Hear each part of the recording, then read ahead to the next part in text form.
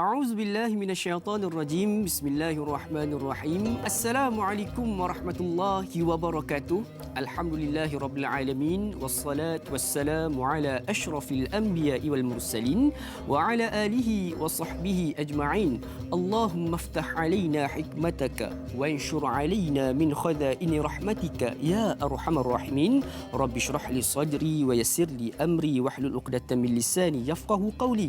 Allahumma faqihna fid din wa'allimna ta'wil wahdina ila siratikal mustaqim siratal ladzina an'amta 'alaihim minan nabiyyin was-siddiqin wasyuhada'i was-salihin wa hasuna ulaika rafiqa ya arhamar rahimin. Subhanaka la 'ilma lana illa ma 'allamtana innaka antal alimul hakim.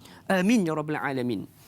Apa khabar sidang penonton sekalian? Mudah-mudahan semuanya di dalam keadaan khabar baik, diberikan kesihatan, diberikan ketenangan dan dipenuhi dengan keceriaan bersama dengan ahli keluarga, bersama dengan sahabat-sahabat dan juga jiran-jiran yang tercinta. Kita pada pagi ini sidang penonton sekalian akan bersiaran pada hari ini merupakan hari Khamis bersamaan dengan 25 Jun 2020 bersamaan 3 Zulkaidah 1441 Hijriah. Ini bermaksud kita lebih kurang tinggal sebulan lebih sahaja lagi berada di dalam tahun 1441 Hijriah dan insya-Allah kita akan memasuki tahun baharu 1442 Hijriah. Jadi sidang penonton sekalian, dengan berbaki beberapa hari lagi kita berada dalam tahun ini, jom sama-sama kita terus tingkatkan keimanan kita, kita terus memperbaikikan keislaman kita dan juga kita sama-sama menambah baik kualiti ilmu yang kita dapat. Dan terima kasih kerana memilih rancangan Tanyalah Ustaz, biar tahu jangan keliru, untuk kita sama-sama terus menggali dan mencari ilmu sebanyak mungkin sebagai persiapan kita untuk bertemu dengan Allah Subhanahu wa taala insya-Allah. Jadi sidang penonton sekalian, di samping kita bersama-sama dengan keluarga pada pagi ini, mungkin juga ada yang daripada kalangan kita yang sekarang ni sedang mempersiapkan diri untuk ke tempat kerja dan sebagainya. Jadi jom sama-sama kita mencuri sedikit masa untuk kita tambahkan sedikit ilmu. Mudah-mudahan ianya menjadi bekalan perjalanan kehidupan kita pada hari ini. Allah berikan keberkatan, Allah berikan ketenangan dan juga kelancaran perjalanan kehidupan kita pada hari ini insya-Allah. Jadi sidang penonton sekalian, seperti biasa dalam rancangan Tanyalah Ustaz, kita akan membawakan topik yang menarik untuk kita bincangkan setiap hari. Dan pada hari ini, ya, seperti mana kita sedia maklum sebagai seorang Islam, terdapatnya 3 masjid utama daripada segi Islam ini. Yang pertama sekali adalah Masjidil Haram yang terletak di Mekah Al-Mukarramah. Yang keduanya adalah Masjidil Nabawi iaitu yang terletak di Madinah Al-Munawwarah. Dan yang ketiganya adalah Masjidil Aqsa yang terletak di bumi Palestin. Jadi pada pagi ini kita akan membincangkan topik berkaitan dengan Al-Aqsa, sejarah dan kelebihannya. Insya-Allah sidang penonton sekalian, bagi menjawab persoalan, bagi memberikan penerangan kepada kita berkaitan dengan Al-Aqsa, bersama dengan kita di Studio C Seri Pentas Bandar Utama pada pagi ini, salah seorang cukup tersohorlah penceramah pendakwah bebas yang cukup tersohor, yang juga memiliki syarikat travel agency-nya sendiri, yang boleh dikatakan dikhabarkan 2 kali telah pun menjejakkan kaki ke bumi Al-Aqsa ini, iaitu yang berbahagia Datuk Dr. Zahazan Muhammad. Assalamualaikum Ustaz. Waalaikumsalam warahmatullahi wabarakatuh. Sihat Ustaz? Alhamdulillah, tayyib, khair. Alhamdulillah. Jadi sidang penonton sekalian, seperti biasalah, sekiranya ada sebarang persoalan yang ingin diajukan kepada kami berkaitan dengan topik kita pada hari ini, Al-Aqsa, kelebihan dan sejarahnya, boleh untuk hubungi kami secara terus di talian bebas tol 1800881677 ataupun menerusi talian WhatsApp kami di talian 011112336480 ataupun boleh terus menerusi laman media sosial rasmi kami di Facebook Tanyalah Ustaz TV3 insya-Allah. Jadi sebagai permulaannya ni, sidang penonton sekalian, jom sama-sama kita mendengarkan sedikit mukadimah berkaitan dengan apakah itu Al-Aqsa dan sebagainya daripada Al-Fadil Ustaz kita. Tafadhal mashkura Ustaz. Alhamdulillah, wassalatu wassalamu ala Rasulillah, Da'i Luqman dan para penonton yang dirahmati dan dikasihi sekalian, ya, ayah ibu, tuan-tuan perempuan yang dimuliakan Allah sekalian. Jadi bila bincang tentang Al-Aqsa ni, kita tak dapat tidak mesti bincang satu surah yang penting. Surah yang juga orang Melayu tempat kita menyambutnya dengan nama Isra' dan juga Mi'raj. Ya, yang punya kaitan satu sama lain. Jadi kalau kita perhatikan dalam Al-Quran, Allah SWT mengkhususkan satu bicara tentang tempat dan juga peristiwa yang bersejarah ni dalam surah yang namanya surah Al-Isra, ataupun dipanggil dengan nama surah Bani Israel, kata para ulama-ulama tafsir.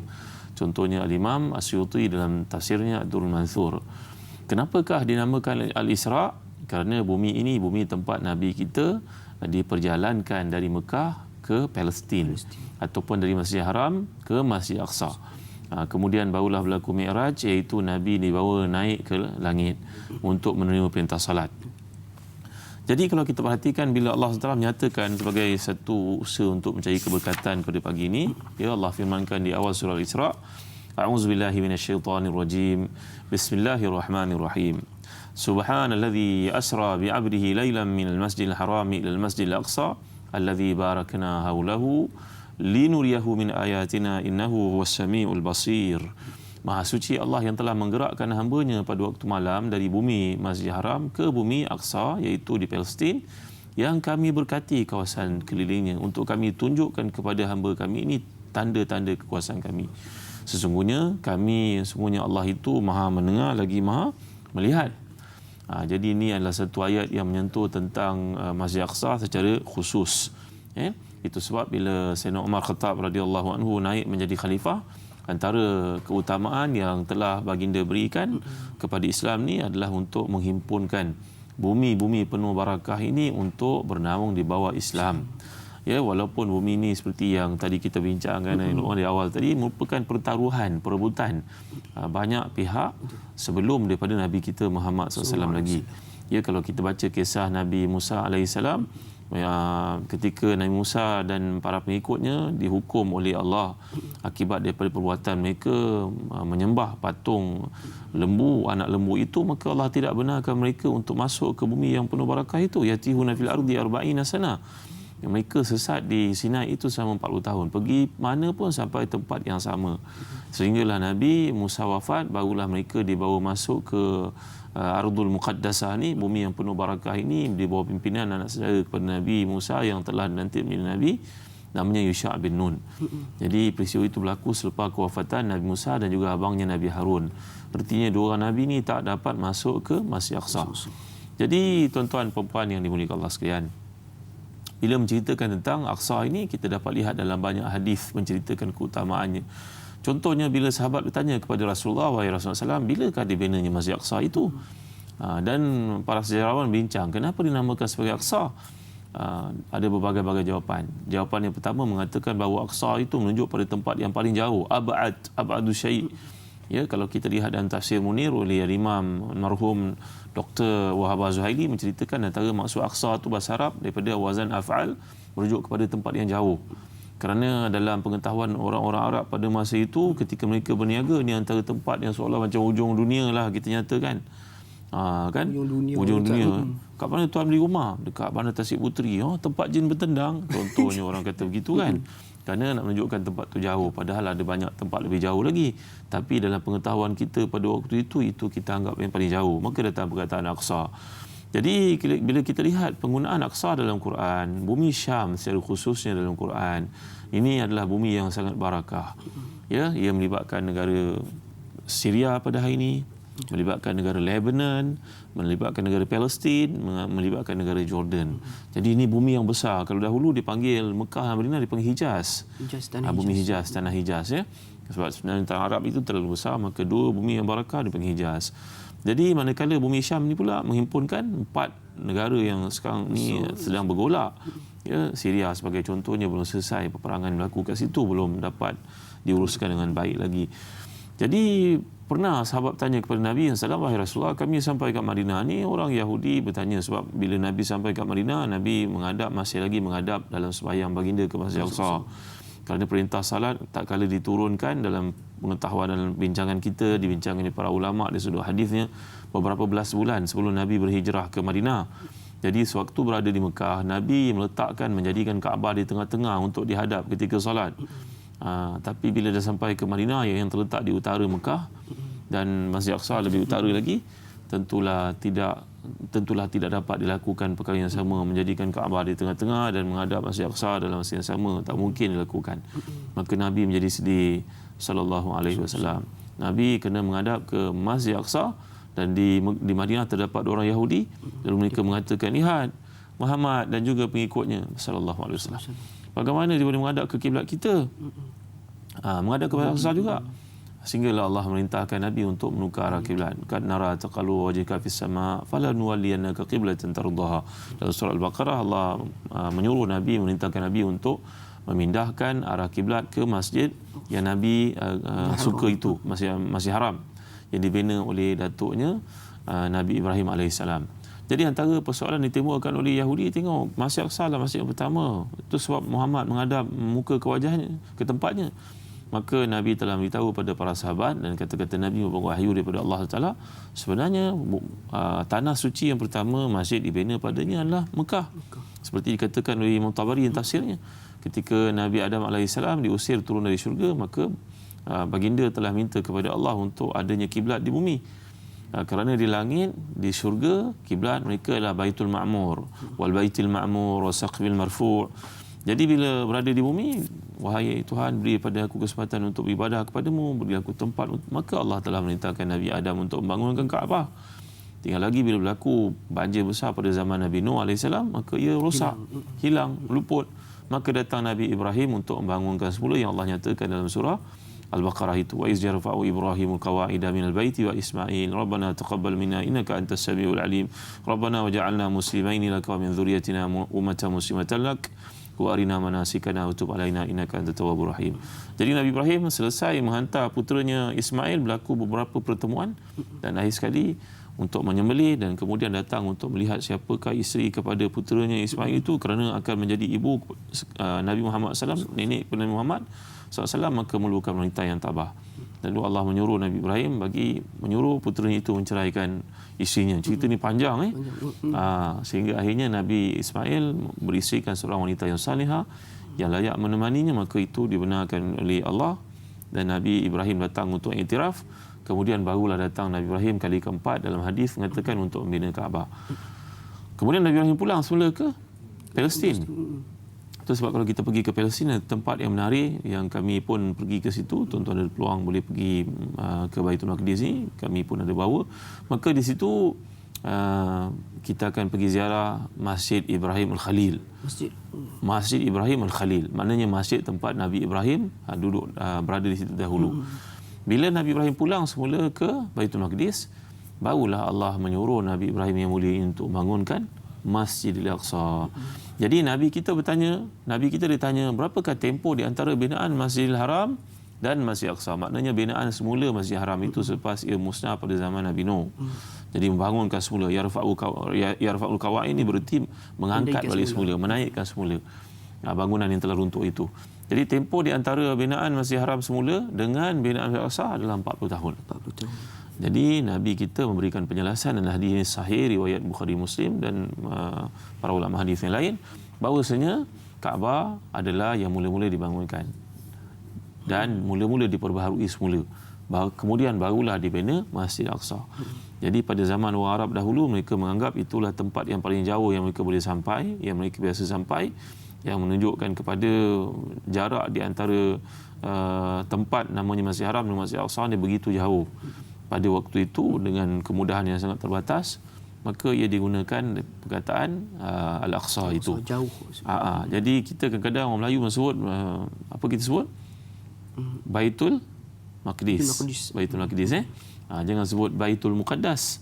Bunyi salah sebab bahasa Arab tak apa kena. Yang betul Al-Baitul Muqaddas. Tapi kalau sebut Baitu saja, Baitul Maqdis. Ia merujuk kepada sama ada bumi Palestin ataupun Jerusalem ataupun Masjid Aqsa ataupun tempat yang dimaksudkan bumi Isra' ini, ia merujuk kepada perkara yang sama. Baitul Maqdis. Dipanggil bahasa Arab itlaqul juzu' bermakna al-kull ataupun itlaq al-kull bermakna al-juzu'. Jadi ia dalam bahasa Arab berarti tempat bumi Palestin itu yang luas, satu tempat yang paling barakah itu maksudnya Masjid Aqsa. Jadi para ulama membincangkan, adakah Masjid Aqsa itu maksudnya masjid yang ada yang kita pergi itu. Jangan keliru di antara Masjid Aqsa dengan Qubatus Sakhra. Oh, Jangan beza, jangan keliru itu. Qubatus Sakhra ni kubah yang kuning, yang cantik, yang keemasan itu. Ya, dibina pada zaman kerajaan Bani Umayyah. Ketika pemerintah salah seorang daripadanya bernama Al-Walid bin Abdul Malik, beliau melihat bahawa orang-orang satu dunia datang ke Palestin pada masa itu untuk melihat gereja yang cantik kat situ. Gereja yang disifatkan mempunyai kaitan dengan Nabi Isa AS, kelahirannya atau tempat dibaptisnya. Maka itu pahaman orang-orang Nasara. Maka pemerintah Islam melihat ini satu benda yang mencabar aku sebagai pemimpin. Aku sultan paling kaya, aku negara hebat pada masa itu, kerajaan Islam Bani Umayyah, umpamanya macam the most powerful country in the world lah. Jadi dengan kekayaannya, dengan kehebatannya, takkanlah aku tidak buat apa-apa ke bumi Isra' Nabi aku ini. Maka aku perlu buat. Maka dia telah spend satu jumlah yang sangat banyak ditaksirkan. Ya, mungkin pada kita pada hari ini pun nilainya ratus-ratus juta kalau penilaian atau lebih pada itu, atau bilion mungkin dikatakan, untuk pembinaan masjid indah itu. Jadi dia telah buat masjid itu dengan gold plated. Rock of Doom tu. Ya. Jadi dia buat begitu cantik, begitu kemas, begitu indah. Ya, Qubatus Sakhra ni bagi memastikan tarikan yang baru untuk pelancongan, supaya orang datang dan orang kagum, wah, Islam macam ni, Islam hebat. Ya, macam pemimpin kita membina Putrajaya lah, supaya menampakkan ciri-ciri Islamnya dan sebagainya. Cuma pernah berlaku satu gempa bumi besar di Palestin mengakibatkan Masjid Al-Aqsa itu rosak teruk. Maka orang Islam tidak ada pilihan melainkan mencairkan bangunan yang telah pun dibangunkan oleh Bani Umayyah itu, tujuannya untuk membiayai Masjid Aqsa yang rosak teruk. Maka binaan Qubatus Sakhra ataupun Masjid Kubah Kuning yang ada pada ini yang sangat cantik, menarik, bahkan itu disimboliskan Masjid Aqsa yang sebenarnya bukan. Itu yang menjadi tarikan utama, menjadi magnet utama untuk pelancongan ke sana, digambar. Jadi masjid tersebut binaannya yang bersifat keemasan yang mahal-mahal itu terpaksa dicairkan untuk tujuan memperbaiki Masjid Aqsa yang rosak teruk dalam gempa bumi itu. Jadi ini sedikit makluman yang boleh kita fahami sepanjang sejarah tentang Masjid Aqsa. Masya Allah. Jadi sidang penonton sekalian, banyak sebenarnya info-info baru yang kita dapat pada pagi ini berkaitan dengan Masjidil Aqsa dan mengapa ianya dikatakan suci daripada segi Islam dan sebagainya. Jadi sidang penonton sekalian, sudah semestinya banyak persoalan yang kita akan ajukan kepada Al-Fadhil Ustaz kita. Namun sebelum tu, jom sama-sama kita berhenti berehat sebentar. Jangan ke mana-mana. Teruskan bersama dengan kami dalam rancangan Tanyalah Ustaz, biar tahu, jangan keliru.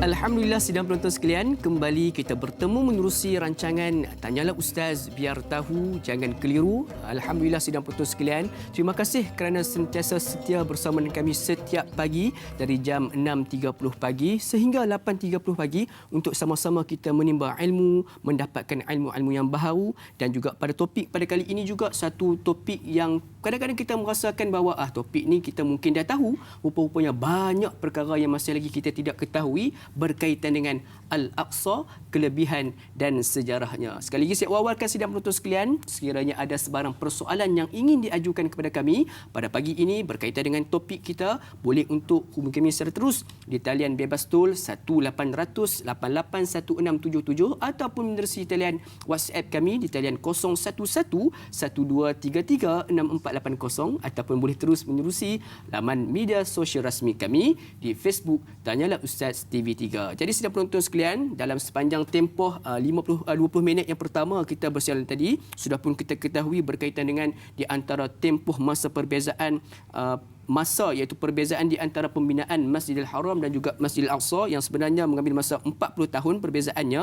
Dan juga kita baru ketahui bahawa Masjidil Haram iaitu Kaabah itu sendiri merupakan masjid pertama yang dibina oleh Islam, oleh Nabi Ibrahim AS, dan juga Masjid Al-Aqsa itu sendiri pun dibina juga oleh Nabi Ibrahim AS. Jadi jom sama-sama sidang penonton sekalian, kita nak raikan beberapa persoalan daripada sahabat-sahabat kita. InsyaAllah soalan yang pertama daripada laman media sosial rasmi kami di Facebook Tanyalah Ustaz TV3 menerusi saudara Sa'irul Nizam.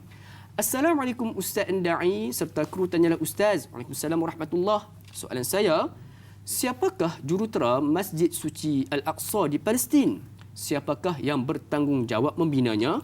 Bolehkah Ustaz terangkan siapakah jurutera tersebut? Mohon pencerahan Ustaz. Assalamualaikum daripada Taiping, Perak Ustaz. Tafadhal Ustaz. Tuan-tuan dan puan yang berkasihan, kalau kita lihat yang membangunkan yang dimaksudkan Masjid Al-Aqsa ni adalah Dome of the Rock, maknanya yang kubah keemasan itu. Maka inilah yang dimaksudkan kalau kita lihat dibangunkan pada zaman Sulaiman bin Abdul Malik, salah seorang daripada khalifah Bani Umayyah yang terkemuka, yang mana beliau melihat pencapaian Islam pada waktu itu, kekayaan yang daripada Islam, maka sepatutnya dicantikkan Masjid Al-Aqsa. Tapi dengan idea yang dikemukakan oleh seorang tabi'in yang terkemuka namanya Raja' bin Haywah, dan juga Yazid bin Salam yang merupakan maula kepadanya. Maula ni berarti hambanya. Mereka ni dua orang arkitek yang bertanggungjawab untuk membina masjid yang kuning itu, yang kubahnya kuning itu. Jadi tujuannya seperti yang digambarkan tadi adalah supaya menarik umat Islam dan menjadi satu bukti keagungan, kehebatan yang ada pada Islam, bahawa Islam mampu membangun satu binaan yang hebat seperti itu. Jadi para ulama telah berfatwa di mana saja kita sembahyang dalam area Masjid Al-Aqsa itu, sama ada di Masjid Al-Aqsa yang asal itu ataupun masjid yang berkubah kuning keemasan itu, maka kedua-duanya ataupun di kawasan sekelilingnya, datarannya yang luas itu, maka ia merupakan sebahagian dari Masjid Al-Aqsa. Macamlah juga kita pergi sembahyang di Masjid Haram. Masjid Haram itu bukan kawasan keliling Kaabah saja, seluruh masjid itu tanah haram, seluruh masjid tersebut. Ya, jadi bahkan seluruh Mekah itu sendiri merupakan tanah suci yang dimaksudkan sebagai tanah haram. Begitu juga Madinah. Jadi di sini merujuk kepada keluasan rahmat Allah SWT untuk orang. Kalau kita pergi ke Masjid Al-Aqsa, kita akan lihat binaannya sangat indah, batunya sangat indah, dan dia telah pun dimasukkan di bawah dimasukkan di bawah UNESCO, sebagai satu binaan purba, binaan lama, binaan ribuan tahun yang mendapat pemeliharaan tertentu. Cuma adalah sekatan-sekatan tertentu daripada pihak Yahudi yang ingin merobohkan bahagian tersebut dengan dakwaan di bawahnya ada haikal Sulaiman alaihissalam.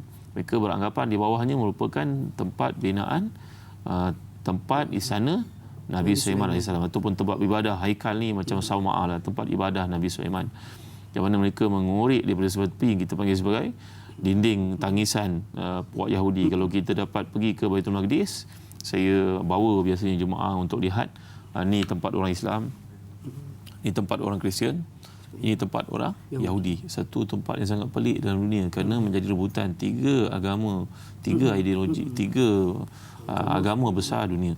Itu umat Islam melihat itu bumi Isra', nabi-nabi yang ramai dilahirkan dan juga berjuang di situ. Manakala Yahudi mengatakan mereka merupakan pewaris nabi-nabi tersebut, dan orang Kristian mengatakan itu tempat lahirnya Nabi Isa alaihissalam. Ya, jadi tuan-tuan yang rahmati dan dikasihi, kita dapat lihat bagaimana binaan yang indah, yang hebat itu, ini menunjukkan kepada kehebatan umat Islam pada zaman awal. Jadi kalau kita pergi ke Turki pun, kita pergi ke mana, ke Morocco pun, kita pergi ke Spain pun, ya, umat Islam sebenarnya telah pun menguasai pembinaan lebih awal daripada orang-orang kafir. Bina tu Ustaz. Daripada orang-orang sebelum, daripada orang-orang Eropah membangunkan bandar-bandar yang indah. Mereka melihat bahawa antara binaan yang paling hebat dalam dunia, binaan di Baitul Maqdis ini, dengan batu-batu yang digunakan, dengan kaedah yang telah pun dirancang, arkitek yang membangunkannya. Ini bukan kerja-kerja mudah. Ya, setengah mereka mengatakan bagaimana Taj Mahal juga mengambil pedoman daripada pembinaan bangunan-bangunan yang hebat ini, Masjid Biru, kemudian Baitul Maqdis. Dia ada kaitan-kaitan yang sangat hebat menunjuk kepada umat Islam ni dalam perancangan mereka mencari istikharah daripada Allah SWT. Mereka mendapat pedoman daripada Allah SWT. Binaan dalam Islam bukan setakat binaan, tapi ia adalah satu perkara yang bersifat akidah. Ya, maka lillahi fahuwa baqin. Apa yang dibina kerana Allah, ia akan kekal. Maka inilah yang saya tahu dalam pengetahuan saya, apa yang berlaku pada pembinaan Masjid Aqsa yang asal binaan Nabi Ibrahim itu diperbaharui banyak kali dengan runtuhnya. Yang pastinya binaan yang ada pada hari ini bukan binaan Asal. Nabi Ibrahim, bukan binaan Nabi Ibrahim, tapi dia telah diperbaharui sama juga macam Masjid Nabawi, sama juga macam Masjidil Haram. Jadi umat Islam mendatang sebab itu menambah nilai, memperbaiki, memperelokkan dengan batu-batu yang lebih moden. Tentulah zaman dahulu tidak secanggih sekarang, tapi kerangka asalnya sudah dibangun pada waktu itu maksudnya. Jadi bermaksud di situ binaan yang kita lihat pada sekarang ini bukanlah binaan asalnya Ustaz. Yang sudah pun dilakukan proses pemulihan dan sebagainya bagi mencantikkan dan menampakkan keindahan Islam itu sendiri. Jadi mudah-mudahan menjawab persoalan daripada saudara Sairul Nizam kita. Jom kita beralih dengan persoalan yang berikutnya, juga menerusi laman media sosial rasmi kami di Facebook dan Nyala Ustaz TV3, iaitu menerusi saudara Aizul Amir. Assalamualaikum Ustaz Da'i. Waalaikumsalam warahmatullahi. Soalan saya, apakah gaya seni bina dan bahan binaan yang digunakan untuk membina Masjidil Aqsa? Dan soalan keduanya, apakah ada perubahan ciptaan Masjidil Aqsa dari zaman Rasulullah SAW sehinggalah sekarang? Mohon pencerahan Ustaz. Terima kasih. Daripada Kuala Kerai, Kelantan. Ustaz, silakan Ustaz. Binaan ini kalau kita perhati dia sejarah, nak jawab benda seperti ini agak payahlah kerana kita pun tidak tahu, kita bukan arkitek, bukan engineer. Samalah dalam peristiwa agaknya yang bertanya ni arkitek ataupun engineer apa-apa bidang agaknya. Jadi bila zaman Nabi SAW diisrakan, Nabi pulang beritahu kepada orang Arab di Mekah bahawasanya aku telah pun digerakkan oleh Tuhanku pada malam tadi di sini menuju ke Baitul Maqdis, naik ke langit, menengok pintu salat. Maka orang-orang musyrikin yang ada pada masa itu, tunggu dulu Muhammad. Abu Jahal, Abu Lahab, tunggu dulu wahai Muhammad. Kenapa ya? Kenapa prihatin? Kerana mereka nak kumpulkan semua orang Arab untuk mereka berdebat dengan Nabi, dan tentulah ramai yang akan murtad pada tanggapan mereka. Kerana benda ni tak masuk akal. Pergerakan kami nak pergi ke Baitul Maqdis itu masuk berbulan-bulan. Kau boleh pergi satu malam, kau naik ke langit, kau balik semula. Kurang dari semalam kan. Biar betul Muhammad. Tak apa, tunggu dulu. Biar kami panggil sekalian orang Arab untuk mentertawakan kau. Tapi akhirnya Nabi telah beritahu dengan jelas. Mereka bertanya bagaimanakah sifat Baitul Maqdis. Nabi pun dibawa seolah-olah macam virtual ya. Datang Jibril tunjuk pada Nabi Muhammad, ini berapa sudutnya, berapa tiangnya, apa jenis pintunya, apa jenis binaannya. Nabi pun mencerita, describe pada mereka, sampai yang bertanya yang pernah pergi itu kagum, memang betul, tepat apa yang dikatakan Nabi SAW. Jadi setengah para ulama mengatakan ini agaknya yang bertanya ni orang minat bidang arkitek engineering ya. Jadi yang kita faham ikut dapatan lipatan sejarah mengatakan bahawa binaan itu telah diperbaharui zaman berzaman. Ya, pada zaman antara khalifah Islam yang terkemuka namanya Umar bin Abdul Aziz, yang telah pun mengijtihadkan dibina kubur Nabi, makam Nabi SAW di dalam Masjid Nabawi, di sebelah Masjid Nabawi itu dibina daripada batu yang sama, batu hitam yang terdapat di Hijaz, yang juga batu itu juga dibangunkan Kaabah dengannya. Yang sama juga. Sama, batu yang sama, batu hitam yang banyak terdapat di Mekah, di Hijaz. Gunung-gunungnya punya batu-batu warna hitam. Cuma Umar bin Aziz telah pun berfatwa, berijtihad, beliau juga seorang alim yang hebat, dengan mengatakan bahawa aku kena jadikan makam Nabi ini segi 5. Kalau aku buat segi 4, nanti orang anggap macam Kaabah pula, kerana batunya sama dengan Kaabah. Maka beliau telah pun mengijtihadkan untuk dijadikan makam Nabi itu segi 5. Dan tidak ada seorang pun tabi'i yang masih hidup pada masa itu yang menolak ijtihad beliau, menunjukkan bahawa kebenaran pandangan yang diilhamkan oleh Allah kepadanya. Jadi kembali kepada Baitul Maqdis, ia dibina segi 8. Pada zaman Sulaiman bin Al-Malik ni tadi, maka dia telah dengan ijtihad daripada Raja' bin Haywa untuk menjadikan binaan itu dibina segi 8. Dengan strukturnya, dengan binaannya, batunya pada zaman itu diambil batu-batu yang terbaik, dikumpulkan daripada banyak tempat di Syria, diperhatikan, dilihat, dinilai, menurut ceritanya bagi memastikan strukturnya betul-betul kuat, strukturnya betul-betul kuat, solid. Jadi lebih daripada itu, Wallahu a'lam. Saya tahu maklumlah dia seorang raja yang kaya pada zaman itu, Sulaiman bin Malik ni, maka dia mampu untuk mendatangkan bahan-bahan terbaik dari semua negara umat Islam untuk tujuan pembinaan Baitul Masjid Aqsa, dimasukkan kubah kuning ni tadi. Setakat itu yang ilmu yang saya ada. Kemudian berlaku beberapa kali gempa bumi, rosak, diperbaiki, diperbarui, dan yang terakhir sekali berlaku pada zaman King Abdullah bin Hussein, King Hussein pada Raja Jordan. Bila berlaku lagi sekali kerosakan pada zaman itu, beliau telah pun mengeluarkan daripada wang peribadinya bagi memperbaharui binaan Masjid Aqsa dan juga yang kubah kuning ni tadi, kubah keemasan ni tadi, kerana kerosakan yang berlaku akibat daripada beberapa gempa bumi juga yang berlaku akhirnya. Jadi setakat itu yang kita tahu, dan wallahu alam, lebih dari itu saya tidak pasti. Allahu akbar. Jadi mudah-mudahan menjawab persoalan tersebut yang mengatakan bahawa sebenarnya Masjid Al-Aqsa dan juga Ru'ab Dunis ni sudah pun mengalami beberapa kali pembaruan dan juga pembinaan semula disebabkan oleh bencana alam dan sebagainya. Jadi sidang penonton sekalian, jom kita beralih dengan persoalan yang berikutnya, juga menerusi laman media sosial rasmi kami di Facebook Tanya Ustaz, menerusi Puan Masripah Nurul Jama'in. Assalamualaikum Ustaz, Da'i dan semua kru yang bertugas. Waalaikumsalam warahmatullahi. Soalannya, di manakah kedudukan lokasi Masjidil Aqsa yang menjadi permulaan kiblat bagi umat Islam ketika dibuka pada 705 Masihi? Mohon pencerahan Ustaz. Terima kasih Ustaz. Bagaimana tu Ustaz? Silakan. Ya. Masjid Aqsa dimasukkan dalam masjid tempat binaan Nabi Ibrahim ni tadi. Ya, yang binaannya telah diperbaharui masa ke semasa. Walau bagaimanapun keseluruhan bumi Baitul Maqdis itu, bumi Jerusalem itu adalah tanah haram. Yang maksud yang ada pada waktu itu ketika Nabi diperintahkan Allah untuk menghadap kepadanya. Dan sebenarnya tempat yang dihadap itu adalah batu yang kita baca dalam Quran. Bagaimana Allah menyatakan fan fajarat minhu 12 aina qad alima kullu unasim mashrabahum. Ketika Bani Israel ni sesat di Sina ataupun Sinai, maka mereka kehausan. Maka Allah telah merintahkan Nabi Musa AS untuk memukul batu. Dan dari batu itu terbitnya air untuk diminum oleh 12 tribes ataupun 12 asbat. Keturunan Nabi Ibrahim ni daripada 12 orang anak Nabi Yaqub. Nabi Yaqub ada 12 orang anak. Anak ke-11-nya adalah Yusuf AS. Yang kecil sekali adalah Bunyamin. Ya. Jadi 12 tribes Yahudi ini, ketika terpancarnya air yang dipukul oleh Nabi Musa, batu itu, dia tidak mahu minum, sharing. Masing-masing nak minum dari sumber airnya sendiri. Aku kabilah ni, kau kabilah ni. Tribes, dipanggil Sibtun, Asbat.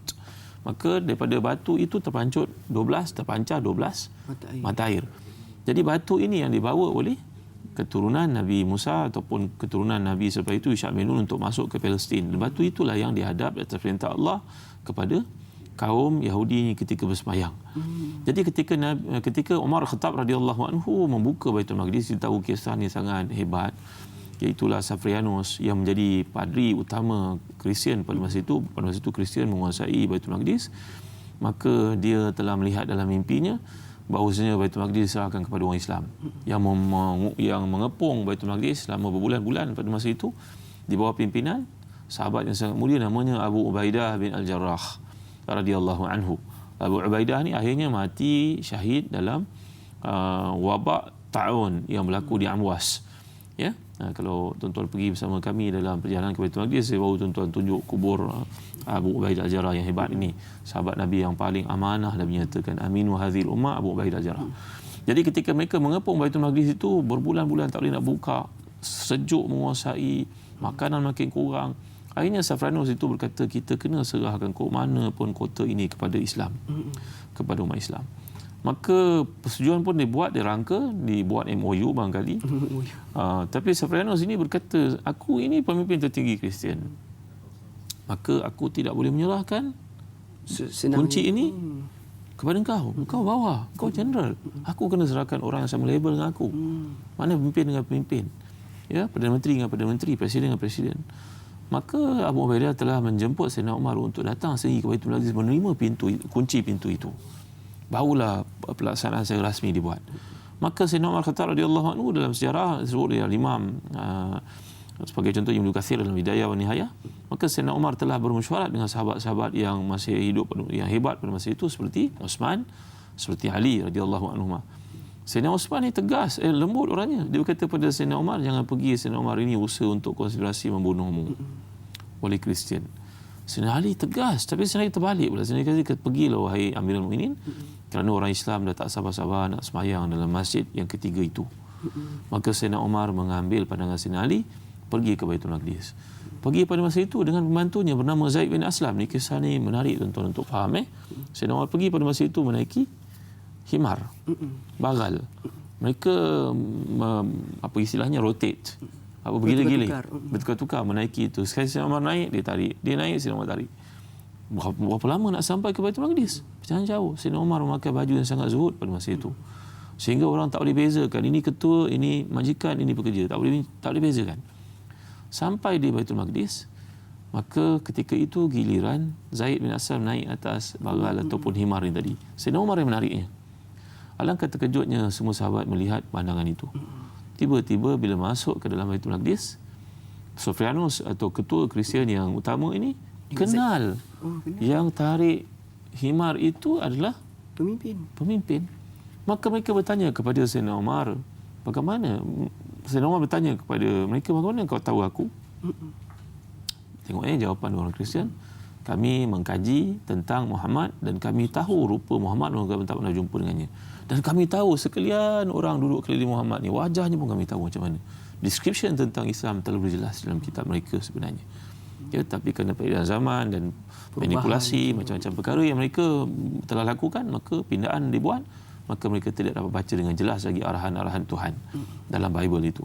Jadi balik pada cerita bila Sayyidina Umar sampai di Baitul Maqdis, Sayyidina Umar bertanya, perkara pertama Sayyidina Umar tanya, mana dia batu yang menjadi tempat menghadap kiblat Nabi kami ketika mula-mula sampai ke Madinah? Ustaz, mana? Jawapan itu Ustaz, kita nak tunggu dulu. Kita nak pegang dahulu. Jadi sidang penonton sekalian, kalau nak tahu jawapannya di manakah terletaknya batu tersebut, jangan ke mana-mana, teruskan bersama kami dalam rancangan Tanyalah Ustaz. Biar tahu, jangan keliru. Sebentar saja lagi.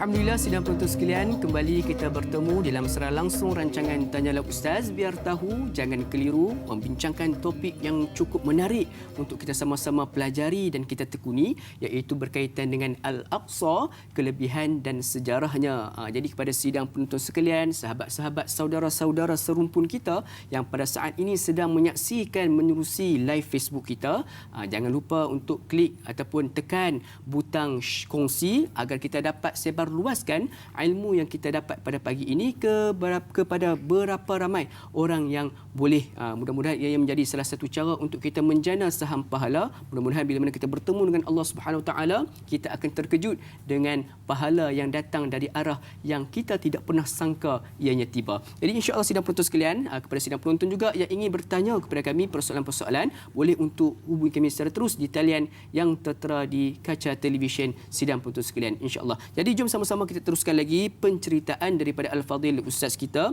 berkaitan dengan tadi kita telah pun sampai peristiwa bagaimana Sayyidina Umar Al-Khattab telah pun tiba di Masjid Al-Aqsa untuk menerima kunci Al-Aqsa itu sendiri. Tetapi kita berhenti tadi Ustaz. Maafkan saya Ustaz, kita berhenti tiba-tiba waktu mana ditanyakan Sayyidina Umar bertanya berkaitan dengan batu tersebut Ustaz. Silakan Ustaz. Ya.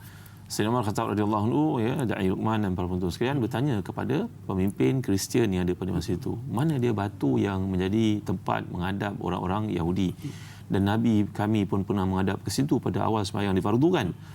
Maka padri-padri Kristian yang ada pada masa itu, mereka telah pun menunjukkan sebuah batu yang terdapat dalam Masjid Al-Aqsa ni. Batu tu kita boleh lihat pada ini. Batu tersebut masih ada ya. Batu tersebut bila dilihat, ternyata ia dicemari ataupun dilumuri dengan kekotoran. Sampai kata Ibnu Katsir dalam Al-Bidayah wa Nihayah, kalau ada seseorang perempuan pada zaman itu mengalami haid contohnya, wanita-wanita Nasara Kristian ini, dia nak menghina orang Yahudi, saya dia akan ambil najis haidnya itu untuk dilumurkan pada batu tersebut. Begitu sekali penghinaan dilakukan oleh Nasara terhadap Nasara terhadap Yahudi. Ini berita yang kita tak boleh dustakan. Maka Sayyidina Umar Khattab radhiyallahu anhu pergi ke tempat itu dengan sayunya. Sayyidina Umar membersihkan batu itu sehingga diikuti oleh semua para sahabat. Sehingga Sayyidina Umar buka serbannya untuk menggunakan serbannya bagi membersihkan kekotoran yang terdapat pada batu itu. Tengok ya tuan-tuan, bahawa umat Islam ni adalah umat yang pertengahan. Kerana ketika orang semua mengatakan Nabi Isa itu anak Tuhan, ketika mereka mengatakan Uzair itu anak Tuhan, dan ada pula yang mengatakan Nabi Isa itu anak penzina, seperti kata sebahagian daripada Yahudi, tiba-tiba umat Islam mengatakan Nabi Isa itu macam Nabi kami. Wa Abdullah wa Rasuluh. Dia hanyalah seorang hamba Allah yang Allah lantik naikkan pangkat lebih tinggi daripada kami semua. Dia manusia biasa. Maka inilah umat mu'tadil, tuan-tuan. Maka Sayyidina Umar datang membersihkan batu itu sehingga semua para sahabat mengikutinya, dan orang Yahudi dan orang Kristian yang ada pada masa itu, Kristian terutamanya ada di situ, mereka pun terkejut melihat kelakuan betapa insafnya, begitu iktidalnya orang Islam. Jadi inilah tempat yang batu yang menjadi umpama kita seperti kiblat. Ia bukan disembah. Seperti mana kiblat juga tidak pernah disembah. Salah tu kalau orang-orang bukan Islam mengatakan kita menyembah Kaabah. Sebenarnya Kaabah tak pernah disembah oleh manusia. Tak pernah. Walaupun orang Arab dahulu mereka jahiliah, tapi mereka tak pernah sembah Kaabah. Mereka menyembah berhala keliling Kaabah. Ya, jadi tuan-tuan dimuliakan Allah sekalian, inilah yang dimaksudkan tempat diadap oleh Nabi kita SAW dan diadap oleh orang Yahudi masih lagi sampai ke hari ini. Batu yang sangat bersejarah itu yang telah pun terpancar daripadanya 12 mata air dengan perintah daripada Allah SWT kepada batu tersebut untuk memberi minum kepada tribes, kepada asbat yang mengikuti Nabi Musa AS. Dan peristiwa ini panjang kalau kita baca dalam surah Al-Baqarah. Bila mereka tersesat di sebenarnya Sinai itu selama 40 tahun, Allah beri mereka makan al-manna was-salwa, ya. Bagaimana mereka diberi makan mana dan juga salwa ni sebagai satu orang kata prebiotik yang kuat kerana mereka terdedah kepada banyak penyakit, bahkan datang awan untuk meneduhkan mereka walaupun tempat padang pasir yang panas gersang itu, tapi ada makanan-makanan yang enak untuk mereka. Cuma Yahudi ni satu bangsa yang pelik. Mereka minta kepada Allah SWT untuk ditumbuhkan sayur-sayuran pula, tak nak makan makanan yang sihat seperti itu. Jadi inilah dia di antara perkara perkaitan yang kita kena lihat dari berbagai-bagai perspektif ketika membincangkan tentang Masjid Al-Aqsa. Benarlah kata Salahuddin Al-Ayyubi, siapa yang buka Baitul Maqdis, dia akan menaungi dunia. Siapa yang berkuasa ke atas Baitul Maqdis, dia akan berkuasa ke atas dunia. Siapa yang memimpin Baitul Maqdis, dia akan jadi pemimpin dunia. Itulah yang menjadi rebutan kepada semua orang. Tinggal lagi bila kerajaan Islam Osmania Turkiah jatuh, maka di atas satu persetujuan yang pernah berlaku secara sembunyi di antara Yahud dan juga Nasara, Yahudi dan juga Kristian dunia, maka tempat itu diberi kepada Yahudi. Kerana kekalahan yang pernah menimpa orang Kristian perlukan duit banyak dari bantuan orang Kristian, orang Yahudi pada masa itu. Yahudi adalah pemilik harta, kekuatan, perniagaan dan sebagainya. Mereka telah pun meminta daripada Kristian, aku bantu kau bangunkan 3 bandar besar di dunia. London, New York, Paris. Aku bantu bangunkan. Aku akan letak segala harta aku kat sini. Aku akan letak usahawan, jutawan aku semua kat sini. Bangunkan negara kamu jadi kuat. Sebagai balasannya, bagi kepada aku Baitul Maqdis. Inilah perjanjian yang pernah berlaku. Dan umat Islam yang tidak tahu, amatlah rugi kalau mereka tidak mengeberat perkara-perkara ini. Allah Akbar. Jadi menunjukkan bahawa sebenarnya Islam ni adalah agama yang aman, agama yang sejahtera, agama yang meraihkan agama-agama yang lainnya. Jadi sekiranya sangat-sangat merugikanlah kalau kita tidak mahu mendalami tentang agama kita sendiri, bahkan apatah lagi sekiranya kita hanya mengambil enteng tentang agama kita sendiri. Jadi sidang penonton sekalian, banyak lagi yang kita akan jawab. Namun sebelum tu, jom kita sama-sama nak raikan pemanggil kita yang pada saat ini bersama dengan kita. Assalamualaikum. Waalaikumsalam warahmatullahi taala wabarakatuh. Naim dan sahabat Mamu dan Ustaz sahabat Mamu dan kru-kru semua minta doa pada selamatlah semua. Amin, insya-Allah Mamu. Apa khabar Mamu? Apa khabar Mamu? Alhamdulillah Tuhan bagi, alhamdulillah Tuhan bagi kat Mamu, kat semua kru-kru dengan ustaz-ustaz satu dunia yang dengar soal kita mintalah doa bagi jauhkan bala semua. Insya-Allah. Silakan Mamu. Soalan Mamu, pasal apa Masjid Aqsa ni selalu orang ramai semayang di Masjid Aqsa, masjid lain-lain semua tak ada orang semayang begitu. Pasal apa kelebihan Tuhan bagi Masjid Aqsa tu? Yang tu soalan Mamu. Assalamualaikum warahmatullahi taala wabarakatuh. Assalamualaikum warahmatullahi wabarakatuh. Terima kasih Mamu kita. Lama tak dengar suara Mamu kita tu. Okey. Alhamdulillah, doa tak Mamu. Insya-Allah Mamu, insya-Allah sama-sama doa dengan kami. Amin. Okey, insyaAllah. Jadi Ustaz, berbalik pada persoalan pada mamu kita Ustaz, berkaitan dengan apakah di antara kelebihan yang ada pada Masjid Al-Aqsa ni sehingga mana ramai dari kalangan kita ni berebut-rebut untuk datang ke Masjid Al-Aqsa dan mendirikan solat di sana Ustaz. Ya. Para penonton yang dimuliakan sekalian, kalau kita perhatikan ada hadis sahih riwayat Bukhari Muslim, Nabi telah bersabda, la tashuddu rihal illa ila thalathati masajid.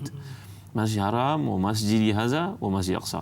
Jangan kamu berniat untuk menunaikan ibadah khusus di masjid-masjid mana dalam dunia ini pun melainkan 3 buah masjid saja. Iaitu yang pertama Masjidil Haram yang terletak di Mekah, yang kedua Masjid Nabawi yang terletak di Madinah, yang ketiga Masjid Aqsa yang terletak di Palestin. Jadi para ulama membincangkan, contoh mazhab Syafi'i, kalau seseorang itu bernazar, kalaulah saya sihat dari penyakit ni, saya nak iktikaf kat Masjid Aqsa, maka dalam keadaan itu dia wajib pergi iktikaf di Aqsa. Seandainya dia tidak mampu, maka dia boleh pergi iktikaf Masjid Nabawi, kerana Masjid Nabawi ganjarannya lebih besar daripada Masjid Aqsa. Kalau dia mungkin nak iktikaf di Masjid Haram pun boleh, kerana Masjid Haram itu yang paling besar pahalanya di sisi Allah untuk iktikaf padanya. Jadi kalau kita berniat untuk iktikaf di salah satu masjid ni, setengah ulama mengatakan kita boleh pergi mana-mana pun, kerana ketiga-tiganya disebut Nabi dalam pengkhususan pahala dan juga ganjaran yang Allah peruntukkan. Tapi kita tak boleh pula kata saya nak sembahyang kat Masjid Muhtadin dan Masjid Damai kat rumah saya. Saya yang bernazar nak iktikaf dekat Masjid Sungai Pelong kat rumah saya. Jadi ini tidak boleh. Ini kalau kita dalam nazar, kita boleh iktikaf di mana-mana masjid pun boleh. Kerana masjid macam mana besar pun, macam mana hebat pun, macam mana kedudukannya sekalipun, kat Dubai, kat Sungai Pelong, dekat Johor, dekat mana, dekat Afrika, sama saja, semua sama. Turki ke, sama semua. Yang membezakan cuma 3 masjid ni saja. Lalu dalam hadis mengatakan sembahyang di Masjidil Haram pahalanya 100,000. Pahala dia sembahyang di Masjid Nabawi itu sebanyak 1,000. Pahala sembahyang di Masjid Aqsa itu ada riwayat, berbagai-bagai riwayat, 250, 500, ada mengatakan 50,000 dan sebagainya. Tapi riwayat-riwayatnya tidak sahih. Memadailah untuk kita mengatakan bahawa sembahyang di masjid-masjid ni punya keutamaan tertentu, pahalanya wallahu a'lam. Tapi ia satu bumi barakah, penuh keberkatan. Itu sebabnya para ulama dalam konteks ini, sama ada mereka membenarkan kita pergi ke Baitul Maqdis ataupun tidak. Kalau mereka tidak benarkan di atas alasan kerana ia menyokong kegiatan-kegiatan Yahudi, sedangkan Yahudi membunuh dan menganiaya umat Islam sedunia. Mereka menekan orang Palestin. Jadi kalau kita pergi ke sana, nak tak nak kita bayar cukai yang bantu ekonomi mereka untuk menekan lagi orang Islam. Jadi Ustaz, maksud di sini ganjarannya tu, ganjaran pahala untuk kita mendirikan solat dekat mana-mana masjid itu sama, melainkan 3 saja masjid Ustaz, iaitu Masjidil Haram, Masjid Nabawi dan juga Masjidil Aqsa. Mudah-mudahan menjawab persoalan daripada mamu kita sebentar tadi. Alhamdulillah. Jadi Ustaz, jom kita beralih dengan persoalan yang berikutnya menerusi talian WhatsApp kita. Assalamualaikum Ustaz Da'i. Waalaikumsalam warahmatullahi. Semoga dilindungi Allah selalu hendaknya. Amin ya rabbal alamin. Saya Mariah Cendana, Pasir Gudang, ingin bertanyakan soalan.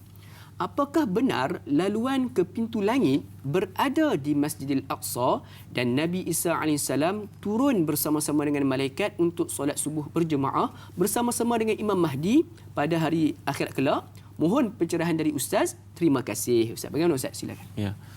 Wallahu a'lam. Ada setengah mengatakan kenapakah Nabi Muhammad SAW diisrakan oleh Allah ke langit melalui Masjid Aqsa. Kenapa ya? Wallahu a'lam. Tapi kalau kita kaji logiknya, ada logiknya. Tapi Allah itu innama amruhu idza arada syai'an yaqulu lahu kun fayakun. Allah berkuasa. Tengok negara Amerika yang hebat. Mereka nak naik ke langit dengan asal, dia naik di mana ya? Boleh jawab? Di mana mereka naik? Tuan-tuan tahu ke?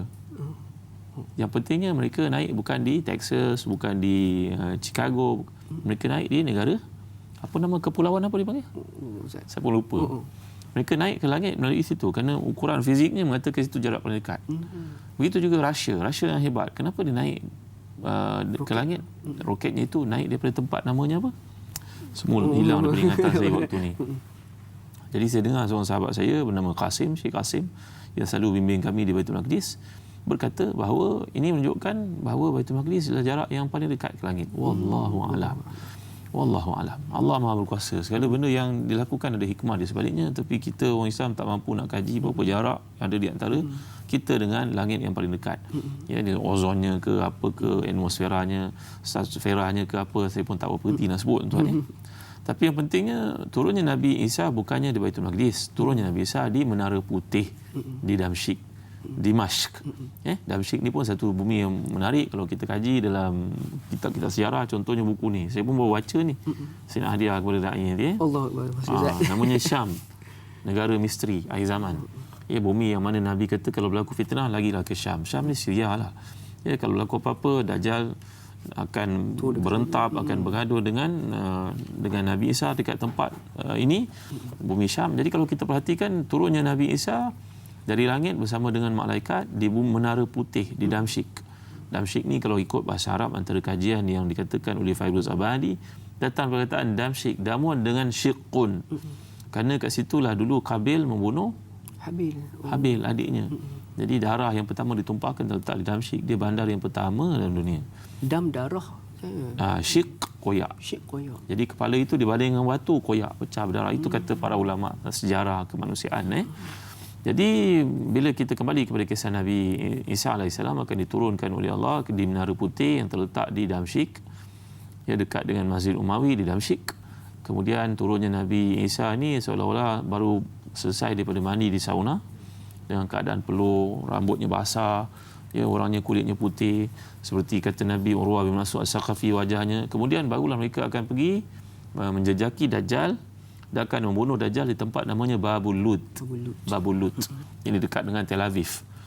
Pun kalau tuan-tuan ada kesempatan pergi ke Baitul Maqdis, kami bawa pergi tempat-tempat ini ditunjukkan. Dan memang nama-nama itu terang dinyatakan.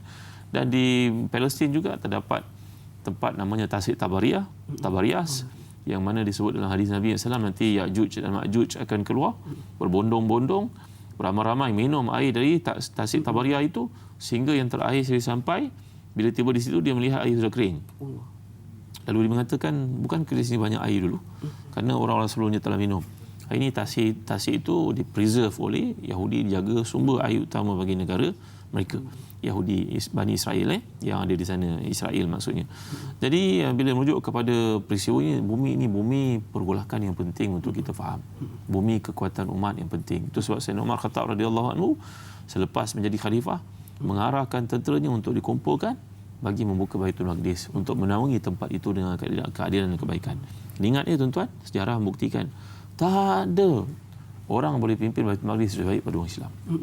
Darah terjaga, penganiayaan dapat dielakkan, kezaliman tidak dilakukan. Bahkan ada satu kisah menarik. Ketika zaman Salahuddin Al-Ayyubi membuka Baitul Maqdis, ada satu gereja kat situ. Gereja itu menjadi pertaruhan. Di antara di sana ada banyak Kristian. Armenian ada, Ortodoks ada, Katolik. Mereka ini adalah golongan Kristian yang sangat bergaduh satu sama lain. Tak selesai.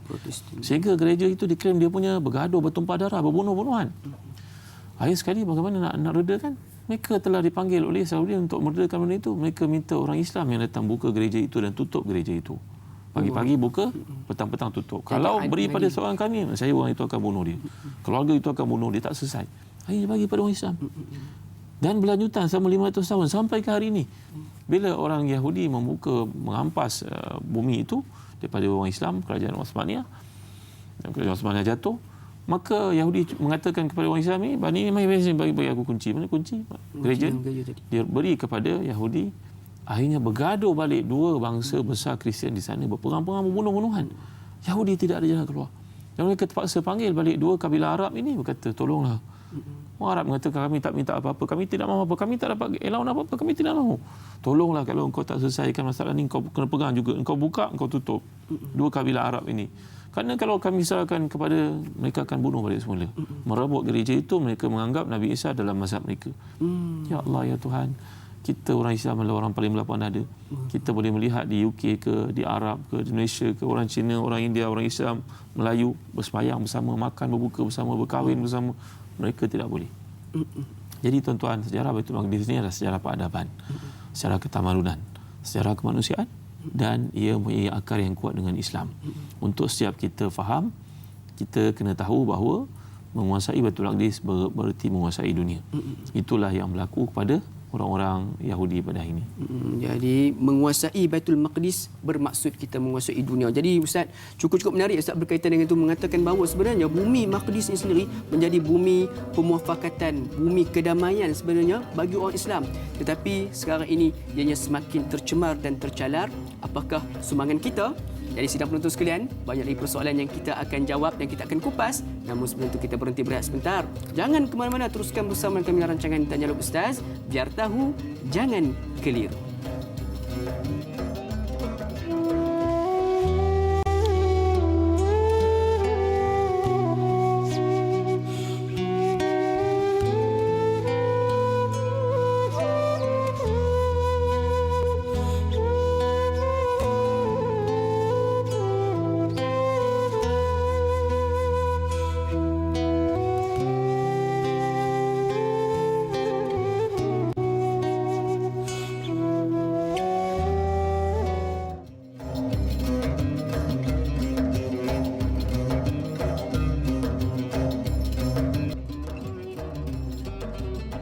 Alhamdulillah sidang penonton sekalian, kembali kita bersama di dalam siaran langsung rancangan Tanyalah Ustaz TV3.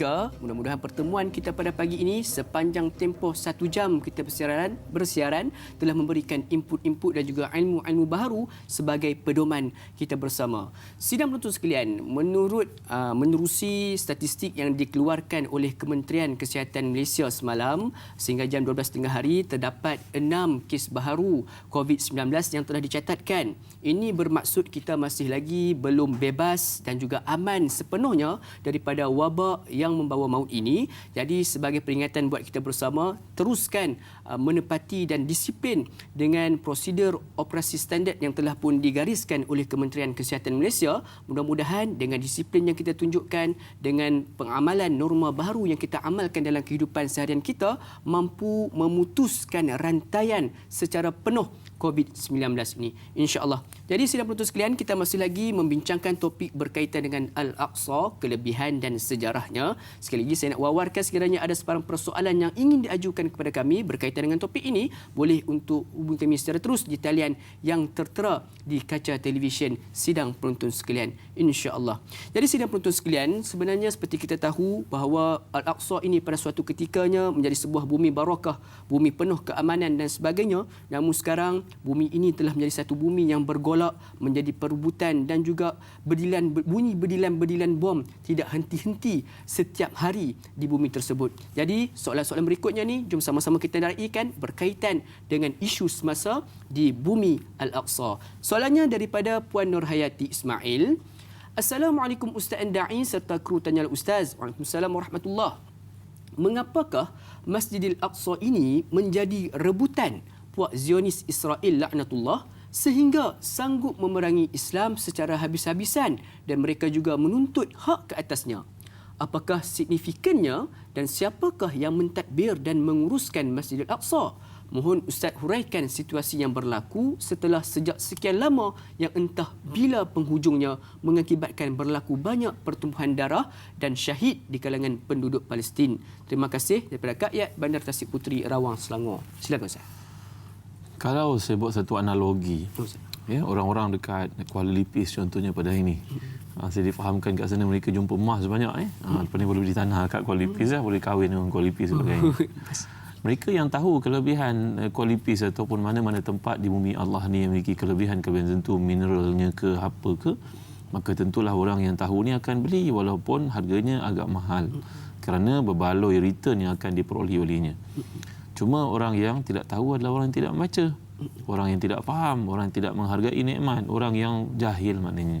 Jadi demikianlah yang berlaku pada Baitul Maqdis. Siapa yang alim, yang faqih, yang faham, dia mesti akan rebut Baitul Maqdis.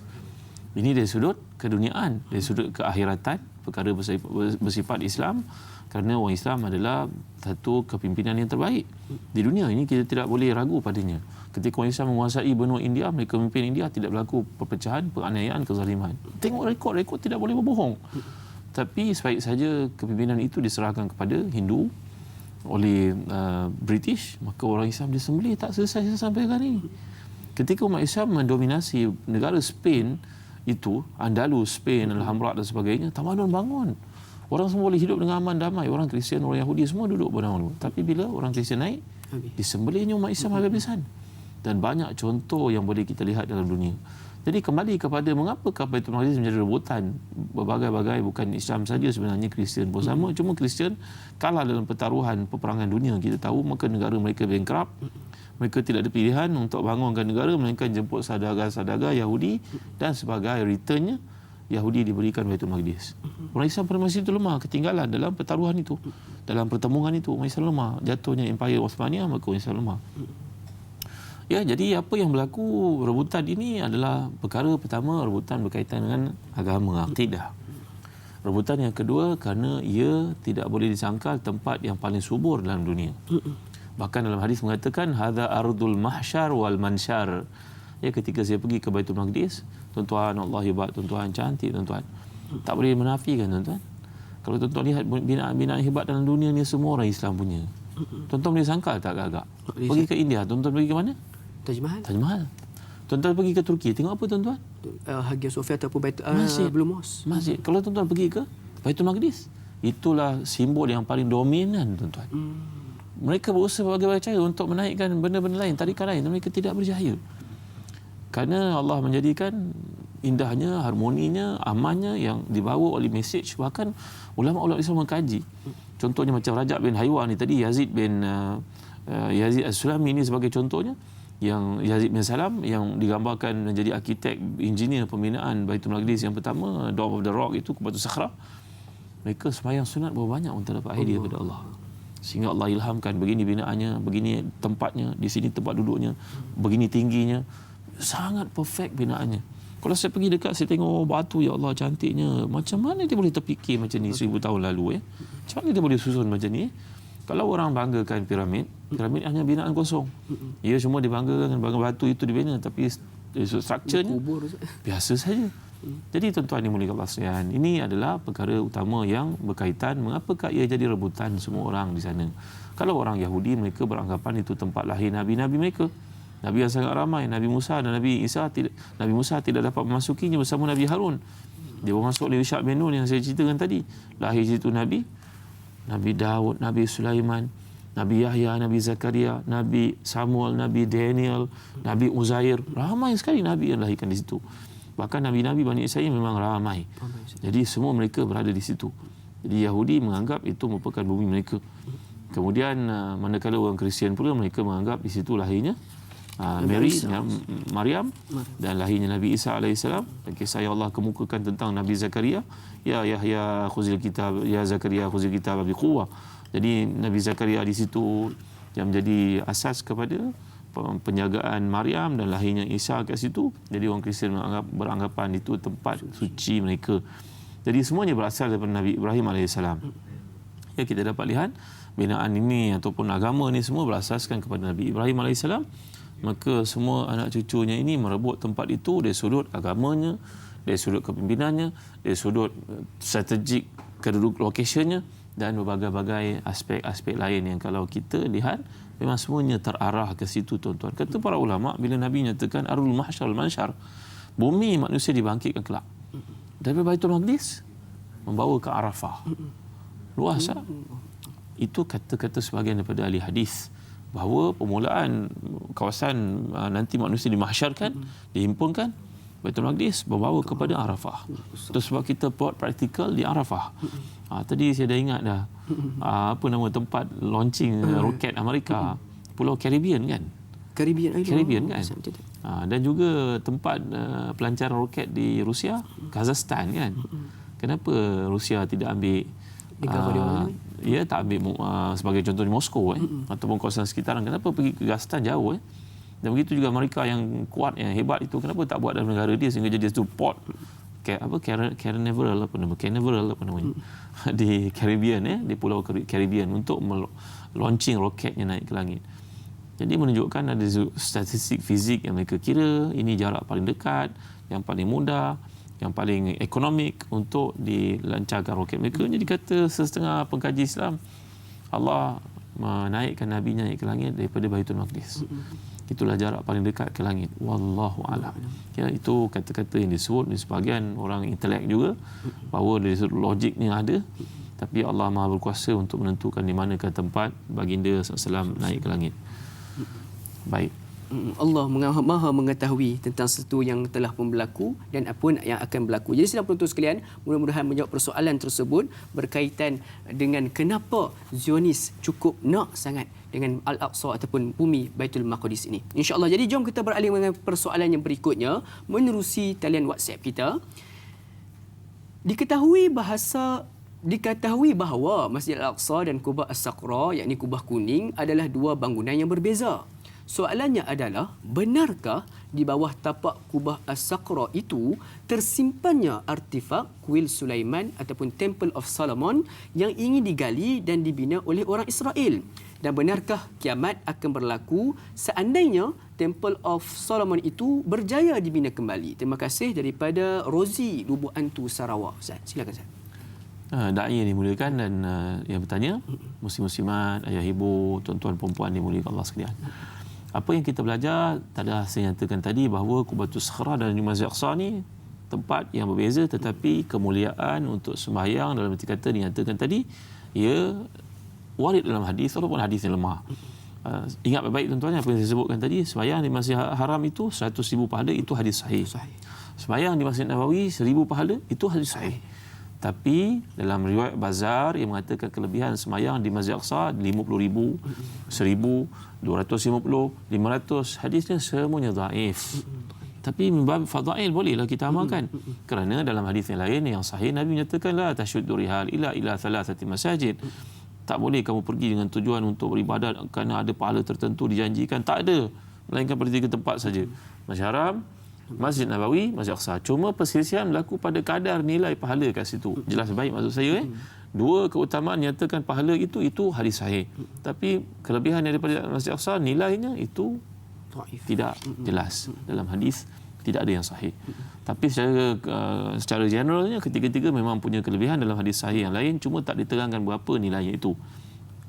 Jadi tuan-tuan, balik kepada kisah, adakah dalam bentuk binaan Haikal Sulaiman dikatakan Temple of Solomon ini terletak di bawah Masjid Al-Aqsa itu? Ini satu pembohongan. Ini satu penipuan. Ya, banyak kekeliruan berlaku dalam kajian manusia, dan UNESCO, satu badan besar dunia, telah membuktikan bahawa tempat Haikal Sulaiman ini telah musnah.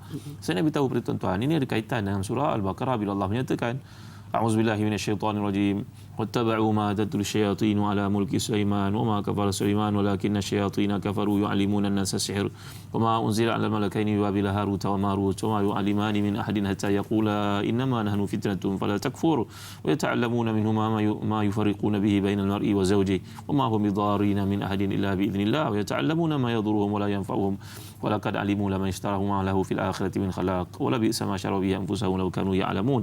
Ayat 102 surah Al-Baqarah. Ayat ini menceritakan bahawa orang-orang Yahudi ketika Nabi tampil di Madinah, mereka claim, mereka kata, wahai orang Arab sekalian, kau jangan jadi bodoh, kau pergi ikut orang ni, dia ahli sihir, kau tahu tak? Dia kata Nabi kita Muhammad SAW seorang ahli sihir. Kami tahu. Kami dulu, datuk nenek moyang kami duduk kat Palestin, datuk nenek moyang kami ni ikut Sulaiman. Sulaiman tu ahli sihir tu. Sulaiman tu yang mengajar sihir. Sulaiman tu yang ajar black magic. Jadi ada banyak kisah Israeliat di sebalik kisah ini, bahawa mengatakan Nabi Sulaiman ketika baginda hampir wafat, maka baginda telah pun menyimpan semua mentera-menteranya dalam satu peti.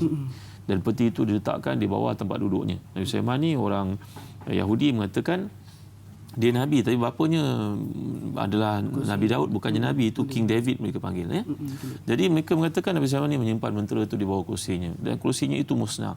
Bila dia mati, datang orang buka peti itu dan kemudian mengajar orang sihir. Nabi Sulaiman sebenarnya bukan Nabi, dia adalah seorang ahli sihir. Orang Yahudi ini pelik. Kejap dia kata Nabi, kejap dia kata raja, kejap ahli sihir. Kejap dia puji, kejap dia puja, kejap dia hentam. Jadi orang Yahudi berkata kepada orang Arab, jangan ikut sangat Muhammad ni, dia ahli sihir. Dia tahu kau dia punya kata-kata tu sihir. Boleh menipu kamu dan sebagainya. Jadi Allah menafikan. Nabi-nabinya semua merupakan maksum. Nabi-nabi tidak mengajar sihir. Yang mengajar sihir adalah Harut dan juga Marut. Yang merupakan ujian kepada manusia. Jadi kembali kepada perkara ini, orang Yahudi beranggapan di bawah Masjid Aqsa itu terdapatnya Haikal Temple Solomon itu yang mereka claim nak dibina semula, nak rebuild balik. Mereka cuba korek daripada tepi. Walaupun UNESCO Heritage Dunia telah mengatakan warisan dunia, bukan, tak ada. Tempat itu telah musnah. Pada zaman Abu Tashar dahulu datang menyerang Baitul Maqdis, mereka telah bakar, telah musnahkan. Bahkan kitab Taurat pada masa itu pun tak dapat diselamatkan dengan tabut-tabutnya. Tabutnya mana keranda bawa Nabi Yusuf. Cerita ni panjang. Baru masuk ke situ pada zaman Nabi Musa dahulu dan keturunannya baru masuk ke Palestin. Keranda yang menyimpan Taurat itu semuanya telah musnah, dibakar sebenarnya. Dan ini diakui sendiri oleh golongan Yahudi yang hidup pada zaman pada waktu ia dimusnahkan dahulu. Tidak ada yang tinggal. Semuanya telah dibakar. Maka untuk mengatakan di bawah itu dibina di atas tempel Sulaiman oleh orang Islam, ini satu jenayah yang tidak berasas, penipuan, pembohongan. Dan dunia telah membuat kajian dapati tidak ada pun di bawah itu tempel. Tapi Yahudi dengan kedegilannya, keingkarannya, kita tahu banyak bangsa-bangsa yang sombong dalam dunia ni, orang cakap pun dia tak mau dengar, ilmuwan cakap pun dia tak mau dengar, apa dia peduli?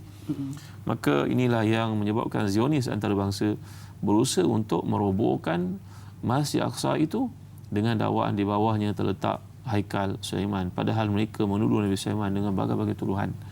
Mereka membunuh ramai Nabi-Nabi Bani Israel. Perangai mereka itu tidak berubah sebenarnya.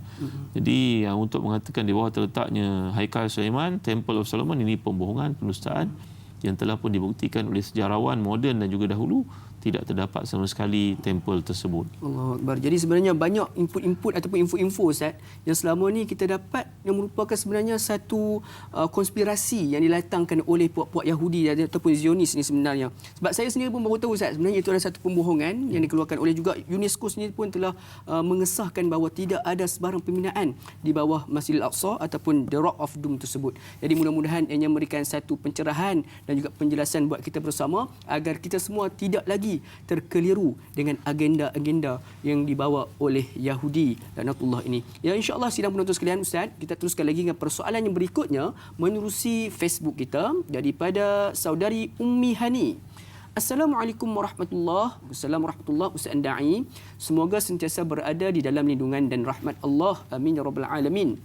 Apakah taraf hadis yang menyatakan tidak sepatutnya menziarahi mana-mana masjid kecuali 3 masjid, iaitu Masjidil Haram, Masjidil Nabawi dan Masjidil Aqsa? Apakah kelebihan Masjidil Aqsa yang menjadikan ia disebut dalam hadis bersama Masjidil Haram dan Masjidil Nabawi? Mohon pencerahan Ustaz. Jazakallahu khair. Hashtag tanyalah Ustaz biar tahu, jangan keliru. Ini Ustaz, mungkin juga Ustaz boleh ceritakan juga di antara apakah lagi selain daripada The Rock of Doom dan juga Masjidil Aqsa sendiri, apakah lagi di antara persekitaran di sekitar Masjidil Aqsa itu yang menarik perhatian kita untuk kita kunjungi Ustaz? Silakan. Ya. Sebenarnya muslim-muslimat ilmu al-Azhar, hadis yang menjelaskan keutamaan 3 masjid ini hadis sahih. Riwayat Bukhari Muslim. La tashuddu rihal illa ila thalathati masajid. Tak boleh kamu pergi dengan niat untuk ibadah ni tadi ada mempunyai rahsia khusus, kelebihan tertentu, melainkan 3 masjid saja. Telah dinyatakan dari sudut fiqahnya, kalau seseorang di kalangan kita bernazar, aku bernazar kalau nak aku dah masuk universiti buat medical medicine ni, aku nak iktikaf kat Masjid Aqsa. Nak pergi Masjid Aqsa tak senang. Maka kita buat umrah, boleh iktikaf kat Masjid Nabawi. Ataupun boleh iktikaf kat Masjid Haram. Kerana 2 masjid itu keutamaannya lebih daripada Masjid Aqsa. Itu fatwa dikeluarkan oleh para ulama. Jadi kalau kita berniat nazar untuk beriktikaf di mana-mana masjid sekalipun, saya bernazar dan iktikaf kat masjid kat Lubuk Hantu contohnya. Tiba-tiba kita tak mampu pergi. Kita iktikaflah dekat Masjid Shah Alam ke dekat Sungai Pelong, tak ada masalah. Kerana semua masjid ni sama, walaupun binaannya, walaupun dia lebih tua, lebih senior, umurnya mungkin ratusan tahun macam kat Melaka Masjid Kampung Keling, Masjid Kampung Hulu, Masjid mana lagi Masjid Terkira, ratusan tahun umurnya. Saya orang Melaka, promote sikit Melaka. Jadi tak ada keutamaan apa-apa. Yang ada keutamaan cuma 3 masjid ni saja. Itu maksud Nabi kita sallallahu.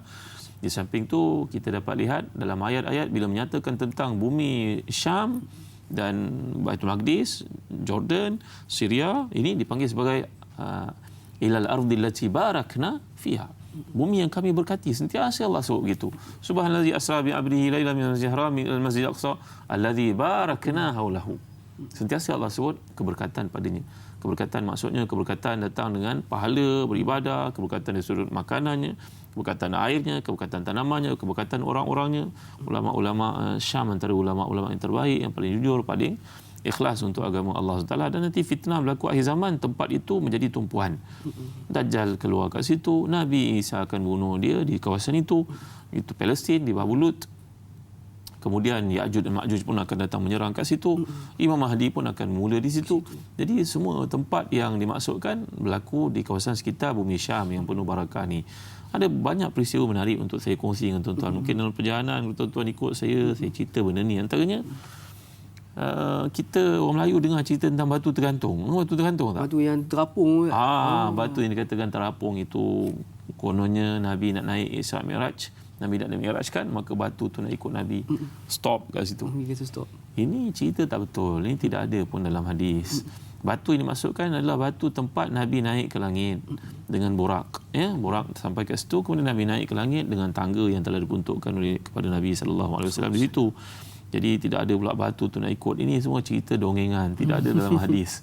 Kawasan dimaksudkan tu kalau kita perhatikan, jadi saya kembali cerita Sayyidina Umar Khattab radhiyallahu anhu ketika menerima kunci pembukaan daripada Safrianus ini, maka Sayyidina Umar Khattab radhiyallahu anhu melihat batu itu dipenuhi dengan najis, kekotoran oleh orang-orang Nasara yang melakukannya. Itulah batunya. Batu yang dikatakan kawasan batu tersebut. Jadi kita dapat lihat daripada atasnya, kalau kita sampai ke sana, kadang-kadang orang Palestin ni baik, disuruh kita sembahyang dalam tu. Tanya sembahyang dalam tu ke bukan macam sembahyang dalam Kaabah lah. Sembahyang kawasan sekitar tersebut sudah dianggap Baitul Maqdis. Tak payahlah kita nak berlumba-lumba sembahyang dalam tu dengan anggapan sembahyang kat situ ada fadilat, keutamaan. Kan ada seorang pula sebut sembahyang situ hajat dimakbulkan, orang nak pergi nak kahwin, nak pergi apa. Dah jadi benda-benda bid'ah. Khurafat bid'ah pula nanti. Wallahu akbar. Mudah-mudahan menjawab persoalan tersebut. Sudah sepastinya sidang penonton sekalian, kita banyak lagi nak tahulah di antara apa lagi yang menarik sebenarnya di Bumi Al-Aqsa ni. Namun begitu, tanyalah Ustaz melabuhkan tirainya di TV3. Jangan lupa untuk menyaksikan Ekstra 30 minit menerusi TV9.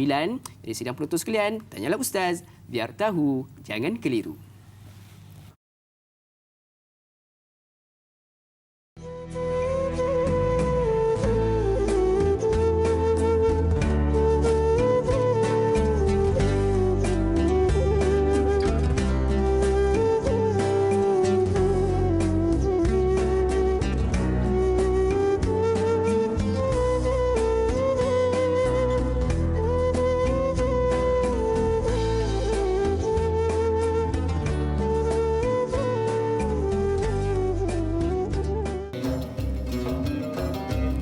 Alhamdulillah sidang penonton sekalian, kembali kita bertemu dalam secara langsung rancangan Tanyalah Ustaz, biar tahu, jangan keliru, menerusi rancangan ataupun daripada siaran di TV9 pada pagi ini untuk siaran tambahan selama 30 minit. Masih lagi kita mengupas, membincangkan dan mencari jawapan berkaitan dengan topik Al-Aqsa, kelebihan dan sejarahnya. Jadi sekali lagi saya wawarkanlah kepada sidang penonton sekalian, sekiranya ada sebarang persoalan yang ingin diajukan kepada kami, boleh untuk hubungi kami secara terus di talian bebas tul kami di 1800 881677 ataupun menerusi talian WhatsApp kami di talian 01112336 480 dan juga boleh juga menerusi laman media sosial rasmi kami di Facebook Tanyalah Ustaz TV3. Masih lagi bersama dengan kita yang berbahagia Al-Fadhil Ustaz Datuk Dr. Zahazan Muhammad membincangkan berkaitan dengan Al-Aqsa, betapa indahnya Al-Aqsa, betapa banyaknya sejarah di sebalik Al-Aqsa ini, dan juga sudah semestinya kita tertanya-tanya banyak lagi persoalan yang kita mahukan jawapan untuk mengeluarkan kita daripada segala kekeliruan kita selama ini, insya-Allah. Jadi jom sama-sama kita saksikan soalan yang berikutnya menerusi laman media sosial rasmi kami di Facebook daripada Puan Hani Ampang. Assalamualaikum. Waalaikumsalam warahmatullahi. Sejarah mencatatkan bahawa tentera yang diketuai oleh Salahuddin Al-Ayyubi telah memenangi Perang Salib dan berjaya menakluki kota Baitul Maqdis serta Masjidil Aqsa pada kurun ke-12. Soalannya, apakah punca kepada peperangan tersebut? Yang kedua, apakah strategi yang mereka gunakan hingga dapat menakluki kota Baitul Maqdis ini? Dan soalan terakhir, apakah cara terbaik untuk mengembalikan kegemilangan tersebut pada zaman sekarang dan akan datang? Wallahu a'lam, jazakallahu khairan katsira, wassalam. Jadi Ustaz, ianya kalau kita seperti mana sedia maklum, peperangan salib ni Ustaz, dia berlaku sebanyak 2 kali Ustaz. Ya. Jadi Ustaz, boleh mohonkan sedikit jawapan untuk mengeluarkan kita daripada kekurangan Ustaz? Silakan. Ya. Perangan salib maksudkanlah perangan yang besar yang berlaku di antara Islam dengan Kristian. ia berlaku tak lain tak bukan bila orang-orang Kristian yang memulakan perkara ini, iaitu membunuh berapa puluh ribu orang Islam dalam perjalanan mereka nak menunaikan ibadah haji. Maka Salahuddin Al-Ayyubi sebagai seorang tokoh pemimpin pada masa itu melihat dia bertanggungjawab untuk mempertahankan orang-orang Islam daripada terus dianiaya. Tuan-tuan lihatlah di mana-mana pergolakan yang berlaku pun dalam Islam, Islam tidak pernah bersikap nak menjajah, merampas, apatah lagi menganiaya orang lain. Bahkan dalam undang-undang peperangan letakkan Nabi SAW, Nabi murka kepada sahabat yang bunuh orang perempuan. Seperti berlaku kepada seorang bernama Usamah bin Zaid bin Harithah. Iaitu dia bunuh seorang perempuan. Maka Nabi berkata kepadanya, kau bunuh seorang perempuan, kenapa kau bunuh dia? Ya, jadi Nabi SAW menjadi murka, marah yang amat sangat. Dalam undang-undang yang letakkan tak boleh bunuh orang yang sedang beribadah di rumah ibadahnya, tak boleh bunuh orang perempuan, tak boleh budak-budak, tak boleh bunuh orang yang tak melawan, tak ada senjata, macam-macam syarat letakkan, tak boleh potong pokok. Tapi lihatlah apa yang berlaku, serangan orang bukan Islam kepada umat Islam di Iraq sebagai contoh, abad ke-20, dengan kilang tepung, dengan tempat anak-anak sekolah semua dibomnya. Ya, jadi tuan-tuan dimuliakan sekalian, kembali pada kisah Salahuddin. Salahuddin ini seorang yang hebat, yang kalau kita lihat nak kembalikan orang seperti beliau, disebut oleh para ulama, kaifa nu'id jila Salahuddin, macam mana kita nak kembalikan orang macam Salahuddin. Ada kisah sebuah buku bertajuk Istirdad Umar, bagaimana kita nak membawa Umar datang semula dalam kehidupan kita. Bahawa sejarah, kata Syed Qutb dalam fi Zilal Quran, sejarah ni telah pun mandul dari melahirkan manusia-manusia unggul macam mereka. Tapi ada sedikit sebanyak kebiasaan-kebiasaan amalan mereka bukan melebihi kita pada janggutnya, bukan melebihi kita pada besar serbannya, bukan melebihi kita pada hebat jubahnya, penampilannya, wanginya, minyak wanginya. Tidak, tuan-tuan dimuliakan sekalian. Tapi kerana ma waqara fil qalbi wa saddaqahu al-amal. Apa yang terdapat dalam diri, umur mereka lebih pendek daripada umur kita. Dia sampai dibuat kajian, umur orang tokoh-tokoh Islam ni kebanyakannya 60-an. Macam umur Nabi SAW, ya. Nabi wafat 63, Abu Bakar pun sama, Umar pun sama. Sayyidina Ali pun lebih kurang sama. Sayyidina Osman pun menunjukkan bahawa kenapa umur 60 ni umur yang sangat hebat untuk seseorang kembali kepada Allah dengan amalan dan sebagainya. Jadi umur mereka bukan panjang macam kita nak cerita tentang banyaknya perkara yang mereka sempat buat dengan keterbatasan waktu pada masa itu. Sebenarnya rahsia kejayaan mereka ni untuk kita gembelingkan kekuatan pergi ke arah itu.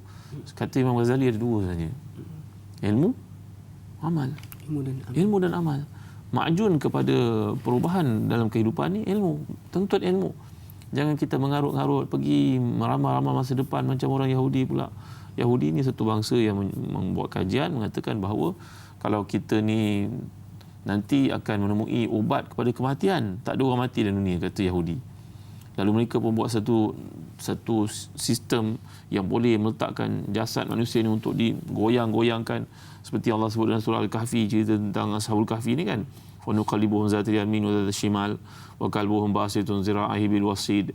Bahawa orang yang terbaring dalam gua itu kami golek-golekkan tubuhnya sehingga tidak reput. Maka Yahudi mengkaji ayat ini, mereka kaji Quran.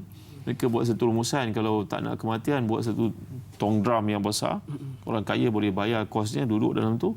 Nanti tong itu bergerak 24 jam, jasad tidak rosak.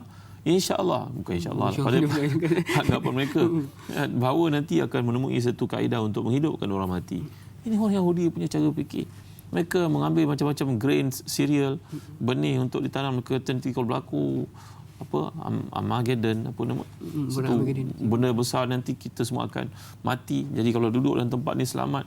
Ada kalangan orang Islam yang suka benda-benda seperti ini, mengkaji benda seperti ini. Apa faedahnya, tuan-tuan?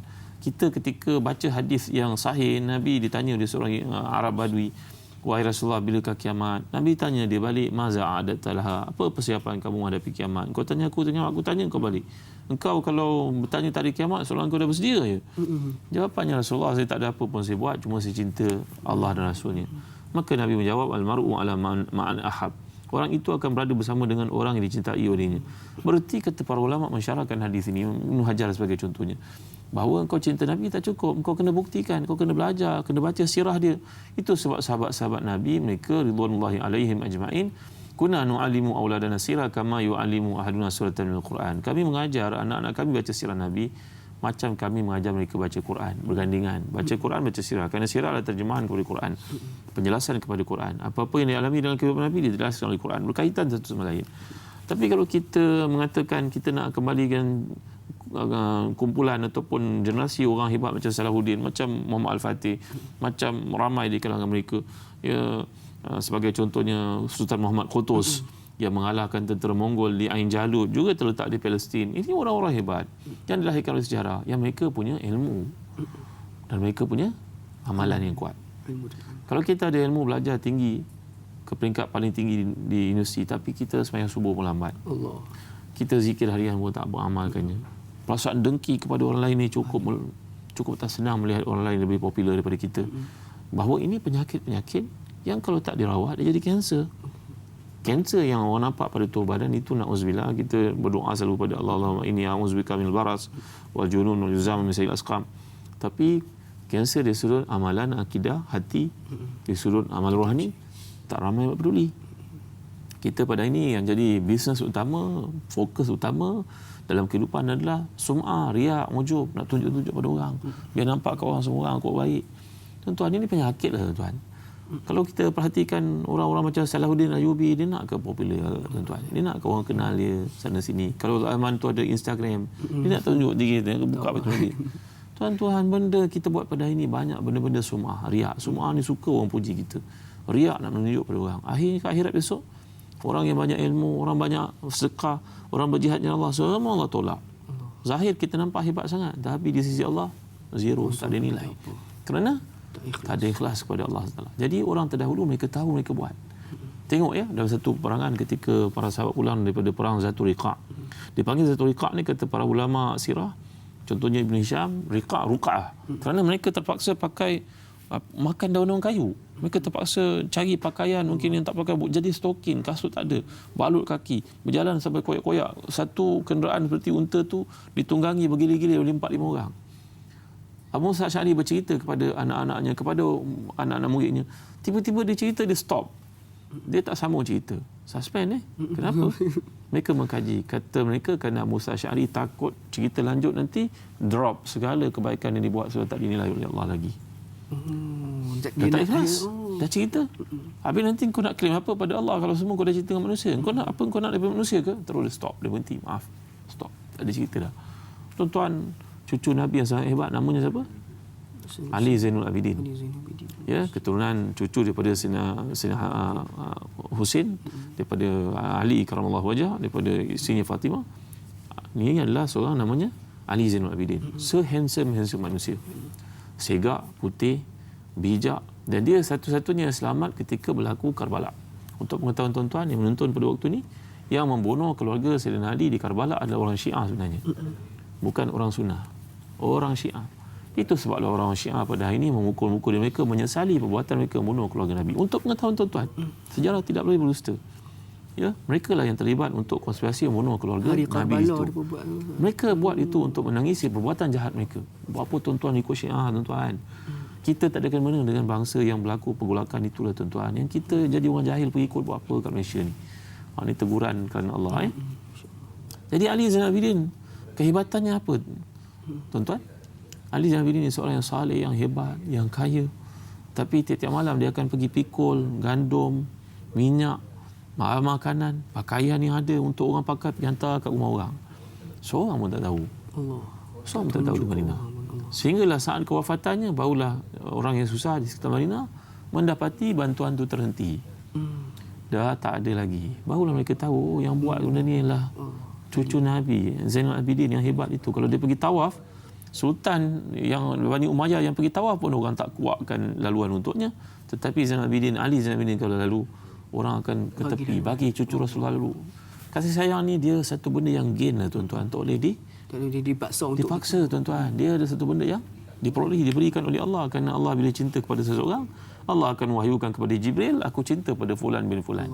Maka Jibril akan beritahu pada semua penghuni langit bahawa Allah cinta pada fulan bin fulan. Dan penghuni langit semua akan mengilhamkan kepada semua yang ada di bumi, sehingga binatang pun sayang kepada fulan bin fulan. Tapi kalau Allah benci, biarlah kita terkenal kat Facebook ke Instagram, tapi kalau Allah benci, tak ada nilai tuan-tuan. Allahu Akbar. Ini dia pokok pangkal kepada kejayaan umat, ikhlas namanya. Ikhlas ni berpandu pada ilmu. Kerana amalan tanpa ikhlas tak diterima Allah. Amalan tak ada ilmu pun ditolak oleh Allah. Maka nak jadi kembalikan kisah yang hebat Salahuddin ke Muhammad Al-Fatih ke, kita akan lihat teras mereka adalah ilmu dengan amal. Mereka orang khatam Quran, mereka hafal Quran, mereka membaca Quran, mereka panggil ulama duduk terangkan apa benda ni, macam mana nak buat ni. Itu sebab pembukaan Salahuddin Ayyubi ini berlaku pada tarikh yang tepat telah dikatakan oleh Ibnu Burajan. Ibnu Burajan seorang ulama yang hidup, yang mengkaji tentang sejarah, membaca ayat ini, Allah bagi kepada dia satu istintaj yang penting. Dia mengatakan tempat Nabi ini akan dibuka semula pada tarikh sekian-sekian, waktu sekian. Tepat kena pada waktu Salahuddin Ayyubi.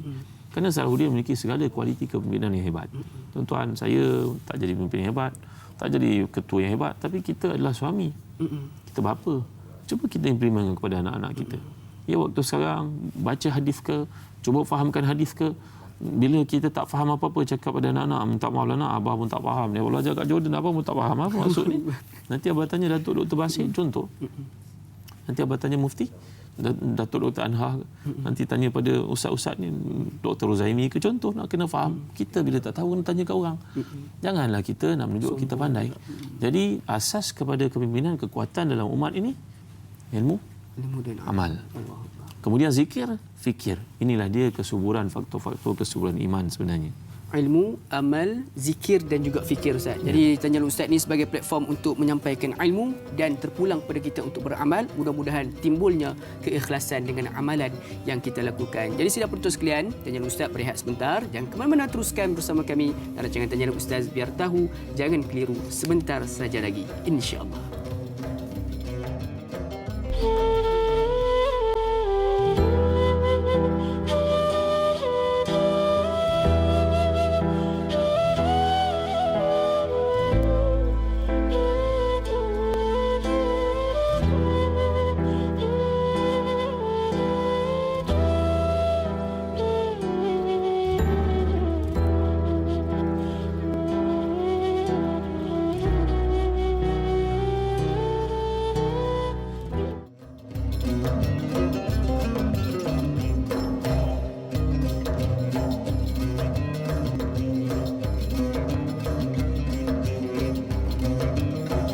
Alhamdulillah sidang penonton sekalian, kembali kita bertemu di dalam blok terakhir untuk rancangan episod kali ini. Tanyalah Ustaz biar tahu, jangan keliru, membincangkan, mencari jawapan berkaitan dengan topik Al-Aqsa, kelebihan dan sejarahnya. Mudah-mudahan sebanyak pertemuan kita pada pagi ini Allah Subhanahu Wa Taala limpahkan keberkatan dan kasih sayangnya buat kita bersama. Dan pastikan seperti mana saya nak memetik sekali lagi kata-kata Imam Al-Ghazali, untuk kita nak jadi seorang yang berjaya dunia dan akhirat, pastikan kita kena ada ilmu dan amal. Pastikan kita dah dapat ilmu pada hari ini, kita beramalkan. Dan cara yang mudah untuk kita nak kongsikan ilmu, hanya sekadar kita tekan butang share ataupun kongsi di live Facebook kita pada pagi ini. Mudah-mudahan walaupun mungkin kita dah tahu ilmu yang kita dapat pada pagi ini, mungkin juga ada sahabat-sahabat kita yang belum tahu. Mana tahu dengan asbab kita berkongsi, tekan saja button ataupun butang kongsi tersebut telah menyebabkan ramai yang mengetahui ilmu yang kita dapat pada pagi ini. InsyaAllah. Jadi sidang penonton sekalian, kita nak meraihkan beberapa lagi persoalan berkaitan dengan topik kita pada hari ini. Jom kita beralih dengan persoalan yang berikutnya menerusi laman media sosial rasmi kami di Facebook Tanyalah Ustaz TV3 daripada saudara Imran Syakir. Assalamualaikum Ustaz Andai. Waalaikumsalam warahmatullahi. Secara logiknya, Mekah dilindungi dari Dajjal kerana adanya Masjidil Haram. Madinah pula dilindungi kerana adanya Masjidin Nabawi. Mengapakah Baitul Maqdis tidak dilindungi kerana Masjidil Aqsa juga salah satu dari 3 masjid utama dalam Islam? Adakah ini bermakna Dajjal akan menghancurkan Masjidil Aqsa terlebih dahulu? Mohon pencerahan. Jazakallahu khair. Ustaz, bagaimana Ustaz? Kita baca dalam hadis memang begitulah penjelasan daripada Nabi SAW bahawa Masjidil Haram, Masjid Nabawi terpelihara daripada Dajjal, tak boleh masuk kerana malaikat mengawalnya. Tapi di Masjid Aqsa tidak pula dinyatakan demikian. Ada para ulama memberikan penjelasan bagai-bagai kerana antaranya merujuk kepada tempat ini merupakan tempat kaum Yahudi melakukan kejahatan. Jadi golongan Yahudi ini yang layak untuk dihapuskan. Kerana kita tahu tidak akan berlaku kiamat, la taqumu sa'atu hatta yuqatilal muslimun al-yahud. Dalam hadis sahih riwayat Bukhari Muslim, tidak akan berlaku kiamat sampailah golongan Yahudi, umat Islam akan berperang dengan golongan Yahudi. Dan kita kena ingat betul ya, perkataan peperangan yang digunakan bukan kita yang mencetuskan. Setiap kali berlaku penganiayaan, ia dilakukan oleh bangsa lain kepada umat Islam. Tengoklah di mana-mana tempat dalam dunia sekalipun, daripada dulu sampai sekarang, umat Islam bertanggungjawab untuk bertahankan diri. Jadi Yahudi ini akan disebut dalam hadis akan membunuh umat Islam, dan umat Islam akan mempertahankan diri dan membunuh mereka kembali, sehingga batu dan kayu yang ada pun akan memberitahu kepada si Muslim, ta'ali Abdullah ya Muslim, hadha Yahudiun wara'i ta'al faqtulhu. Mari sini, belakang aku ada Yahudi bersembunyi. Pokok-pokok dan juga batu-batu pun akan berkata, sampai orang Yahudi mengkaji hadis ini. Lalu mereka telah memusnahkan semua pokok. Kerana dalam hadis yang disebut oleh Nabi di situ, illal gharqad fa innahu min syajaril yahud. Kecuali pokok gharqad namanya, pokok itu tidak akan berkata kepada orang Islam untuk memberitahu ada Yahudi di belakangnya, mari bunuh mereka. Kecuali pokok gharqad dan pokok Yahudi. Ada benda-benda yang kadang-kadang dalam hidup dengan pilihannya untuk menjadi batu sembahan berhala, untuk menjadi pokok kepada Yahudi. Maka Yahudi ini mengkaji apa pokok gharqad maksud Nabi. Lalu mereka menanam dan mewajibkan semua kontraktor landscape negara mereka membuat perumahan, mewajibkan untuk tanam pokok ini. Dan yang peliknya, pokok ni susah hidup. Dia memang payah nak hidup pula.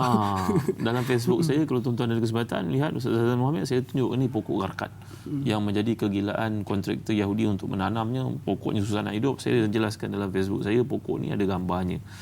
Jadi tuan-tuan dimuliakan sekalian, berpandu kepada hadis ini, tempat itu tempat duduknya Yahudi sedunia. Bahkan dalam majalah ekonomi pun meramalkan Yahudi yang bilangannya tak sampai 30 juta sedunia pun sedang berperingkat-peringkat pindah ke situ. Yahudi daripada Afrika, Yahudi daripada Rusia, Yahudi daripada Eropah, Yahudi daripada Amerika, perlahan-lahan beransur membeli rumah kedua mereka di sana. Ini membuktikan kepada hadis Nabi, kiamat akan berlaku di situ. Jadi tempat itu tempat yang terbuka, medan terbuka untuk Islam dan juga Yahudi ini untuk bertempur di akhir zaman nanti. Tapi katanya Ustaz, walaupun Yahudi ni dia orang mengatakan bahawa Nabi kita ni penipu lah, ahli sihir, tapi mereka masih lagi mempercayai hadis-hadis Nabi. Ya, itu yang dengan Nabi-Nabi mereka pun benda yang sama. Mereka bunuh Nabi, kemudian mereka berkata tidak, mereka sayang Nabi. Jadi mereka memang personality yang penuh dengan contradiction. Dan saya paling lawa da'i bila sampai di Palestin buat pertama kali. Pada itu hari Sabtu, saya lihat semua kenderaan terhenti, lampu tak menyala dan sebagainya. Lalu Syekh Kasim yang menemani kami di sana memberitahu, ini orang Yahudi, mereka takut nak bekerja pada hari Sabtu kerana ikut perjanjian mereka dengan Allah. Zaman Nabi Musa dulu mereka tak boleh bekerja pada hari Sabtu. Jadi wayauma la yasbituna la ta'tihim, cerita tentang ikan kan. Mereka jadi nelayan tapi pada hari Sabtu mereka tangkap ikan, Allah tukar mereka menjadi babi. Ya, dan juga beruk, kera. Lalu mereka pun takut, keturunan ini kalau mereka terlupa nak tutup lampu malam tadi, malam Sabtu, hari Sabtu dah tengok lampu tak ditutup, panggil pekerja mereka macam kita panggil orang Bangladesh, tolong tutupkan lampu. Dia tak boleh sentuh Swiss pada itu. Dia tak boleh naik kereta. Dia tak boleh maknanya bekerja pada itu, kerja untuk beribadah saja. Jadi ini antara perangai yang pelik orang Yahudi. Sebahagian diambil, sebahagian ditinggalkan. Mana yang serasi dengan dia dan dilihat bagus, dia ambil. Mana yang memberi implikasi susah pada dia, dia tolak. Dalam kitab Taurat mengatakan riba itu haram. Mereka tafsir, ya, riba itu haram sesama kita Yahudi. Tapi dengan orang Arab, orang Islam, orang apa, halal. Mereka pentakwilan yang tersendiri. Jadi pentakwilan yang mengelirukan sebenarnya, Ustaz. Dan sebenarnya bukan mereka hanya mengelirukan orang lain, tapi mengelirukan diri mereka sendiri. Jadi mudah-mudahan kita ni jangan pula mentakwilkan sendiri ayat-ayat Quran ataupun hadis-hadis Nabi SAW, ikut sesuka hati kita. Rujuklah kepada pakar dan juga ahlinya, insya-Allah. Jadi jom Ustaz, kita beralih pada persoalan berikutnya, juga menerusi Facebook kita, iaitu daripada saudara Abdul Karim Sufian. Assalamualaikum Ustaz Da'i. Waalaikumsalam warahmatullahi. Sejarah Masjid Al-Aqsa sesungguhnya mempunyai satu perjalanan yang panjang dan begitu istimewa sehingga menjadi rebutan oleh kaum Yahudi Israel hinggalah ke hari ini. Soalan saya, apakah akhirnya nanti Allah akan memberikan kemenangan kepada umat Islam untuk memiliki sepenuhnya Masjidil Al-Aqsa ini? Mohon pencerahan Ustaz. Jazakallahu khairan. Silakan. Ketika Nabi SAW sabda pada para sahabat, la tuftahannal Konstantiniyah, akan dibuka Konstantinia, itu Konstantinopel. Pada masa itu Madinah kecil sahaja, Mekah baru dinaungi Nabi. Konstantinopel ni talking about apa tahu? Amerika. Nanti Amerika akan dibuka oleh Islam. Ini satu kata-kata yang sangat bahaya, yang besar implikasinya, dan sukar untuk dilaksanakan, tetapi tidak ada benda yang sukar ke atas Allah. Jadi dalam Quran kalau kita baca, Allah menyatakan walaqad katabna fi zaburi min ba'di zikr anal arda yarithuha ibadiyas salihun. Sungguhnya kami telah tetapkan daripada Zabur lagi, daripada Taurat lagi, daripada kitab terdahulu lagi, bumi ini pasti akan diberikan Allah kepada mereka yang layak mentadbirnya, itu orang Islam. Orang Islam sama ada orang Islam pergi perang ke, ataupun pada hari ini kita baca birth rate di Europe, macam Germany, macam France, macam UK, negara-negara maju, nama Muhammad lebih banyak daripada John contohnya. Kenapa? Kerana ramainya orang yang masuk Islam dan ramainya imigran ke sana pun satu hal juga. Tapi yang paling nyata, orang putih pun berbondong-bondong masuk Islam pada ini. Jadi perkara ini bukanlah mustahil. Wa ma zalika 'ala Allah bi aziz.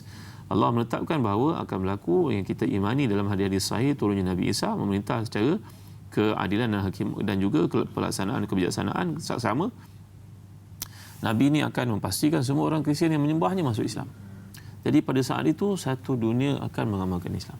Dan pelaksanaan Islam, keamanan berluasa di atas muka bumi, sehinggalah bila orang-orang beriman dimatikan oleh Allah, barulah berlaku kemungkaran balik semula. Jadi kita mengimani bahawa seluruh dunia, bukan Baitul Maqdis saja, seluruh dunia akan beriman kepada Allah, beriman kepada Rasulullah, semuanya akan jadi Islam. Bila waktunya, kita tak perlu tanya. Yang perlu kita buat sekarang, berilmu, tingkatkan ilmu, beramal dan buat apa sahaja yang diperintahkan oleh Allah SWT. InsyaAllah. Jadi sidang penonton sekalian, teruskan tingkatkan ilmu kita, terus tingkatkan keamalan kita dan juga jangan lupa untuk zikir dan juga fikir dengan kehidupan kita. Jadi Ustaz, kita sebenarnya sudah berada di penghujung rancangan. Sedikit kesimpulan ringkas pada Al-Fadhil Ustaz dan juga bolehlah Ustaz tutupkan majlis ilmu pertemuan kita pada pagi ini dengan bacaan doa. Mudah-mudahan Allah SWT berkati kita semua Ustaz. Silakan Ustaz. Doa terus ya? Kesimpulan ringkas Ustaz. Baik, muslim-muslimat ini berkat sekalian, saya bertanya kepada para alim ulama tentang apakah hukum ziarah Baitul Maqdis. Ini satu benda yang penting juga untuk kita tahu. Ya, antara yang saya rujuk ialah Syekh Ustaz guru saya Ustaz Ahmad Fawaz Fadil, dan saya rujuk juga kepada Datuk Seri Haji Abdul Hadi Awang, saya rujuk kepada beberapa orang. Maka tuan-tuan, rumusannya pandangan para ulama dalam kes ini terbagi pada dua lah. Sama ada boleh pergi ziarah ataupun tidak pergi ziarah. Kalangan mereka yang mengatakan tidak boleh pergi ziarah kerana ia di bawah kekuasaan Yahudi, ya, dan ada implikasi-implikasi tertentu. Tapi pada zaman Nabi SAW dulu, Nabi tidak ada pula melarang para sahabat pergi ke bumi itu, sedangkan bumi itu di bawah, contohnya pada bawah kepimpinan Kristian pada zaman itu. Jadi tuan-tuan, ia adalah perkara yang dipersisihkan oleh para ulama. Kalau orang tanya bab ni, saya suka untuk ulas beritahu, ia terpulang kepada diri masing-masing sama ada nak pergi ataupun tidak pergi. Kalau kita melihat pandangan yang kuat mengatakan tidak pergi, maka jangan pergi. Kalau kita melihat pandangan yang membolehkan kita untuk pergi atas keringanan yang Nabi nyatakan tadi, tidak boleh kita pergi dan tujuan ibadah melainkan 3 masjid ini, sila pergi, insya-Allah. Kesemuanya ada kebenaran dalam Islam dan ada fatwa untuk mengatakan dia benar ataupun tidak. InsyaAllah Ustaz. Baik.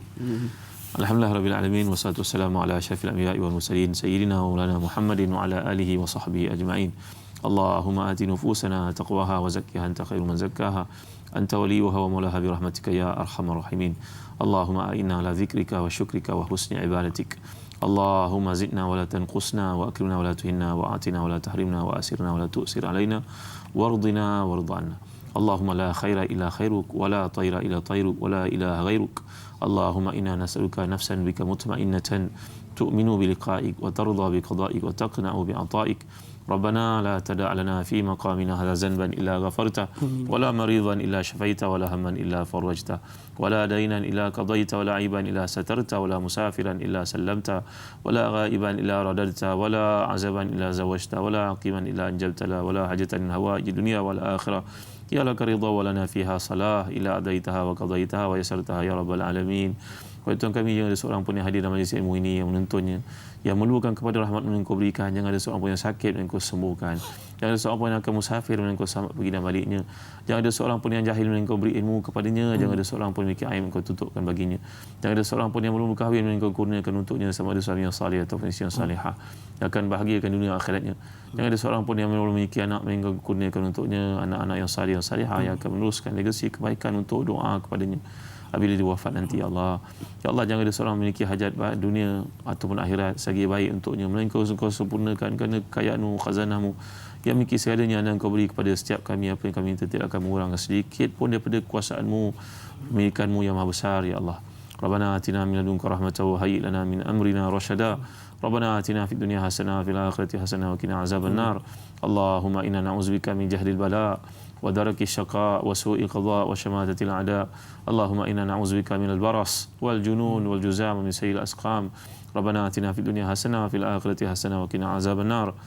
Wa sallallahu ala sayyidina Muhammad wa ala alihi wa sahbihi wa sallam. Walhamdulillahirabbil alamin. Amin amin rabbil alamin. Jadi jazakallahu khairan katsira Ustaz di atas bacaan doa sebentar tadi, dan juga sebenarnya banyak yang Ustaz nak kongsikan lagi kepada kita, namun di atas keterbatasan waktu terpaksa kita berhenti setakat ini. InsyaAllah kita akan bertemu lagi Ustaz untuk membincangkan topik ini sekiranya dipanjangkan umur. Jadi sidang penonton sekalian, untuk episod esok hari insya-Allah akan bersama dengan moderator kita iaitu Da'i Hadari, bersama dengan panel kita yang ni orang kata apa, julung-julung kali ni, Syekh Abdul Karim Al-Makki, yang akan bincangkan topik berkaitan dengan ibadat iaitu persoalan muazzin.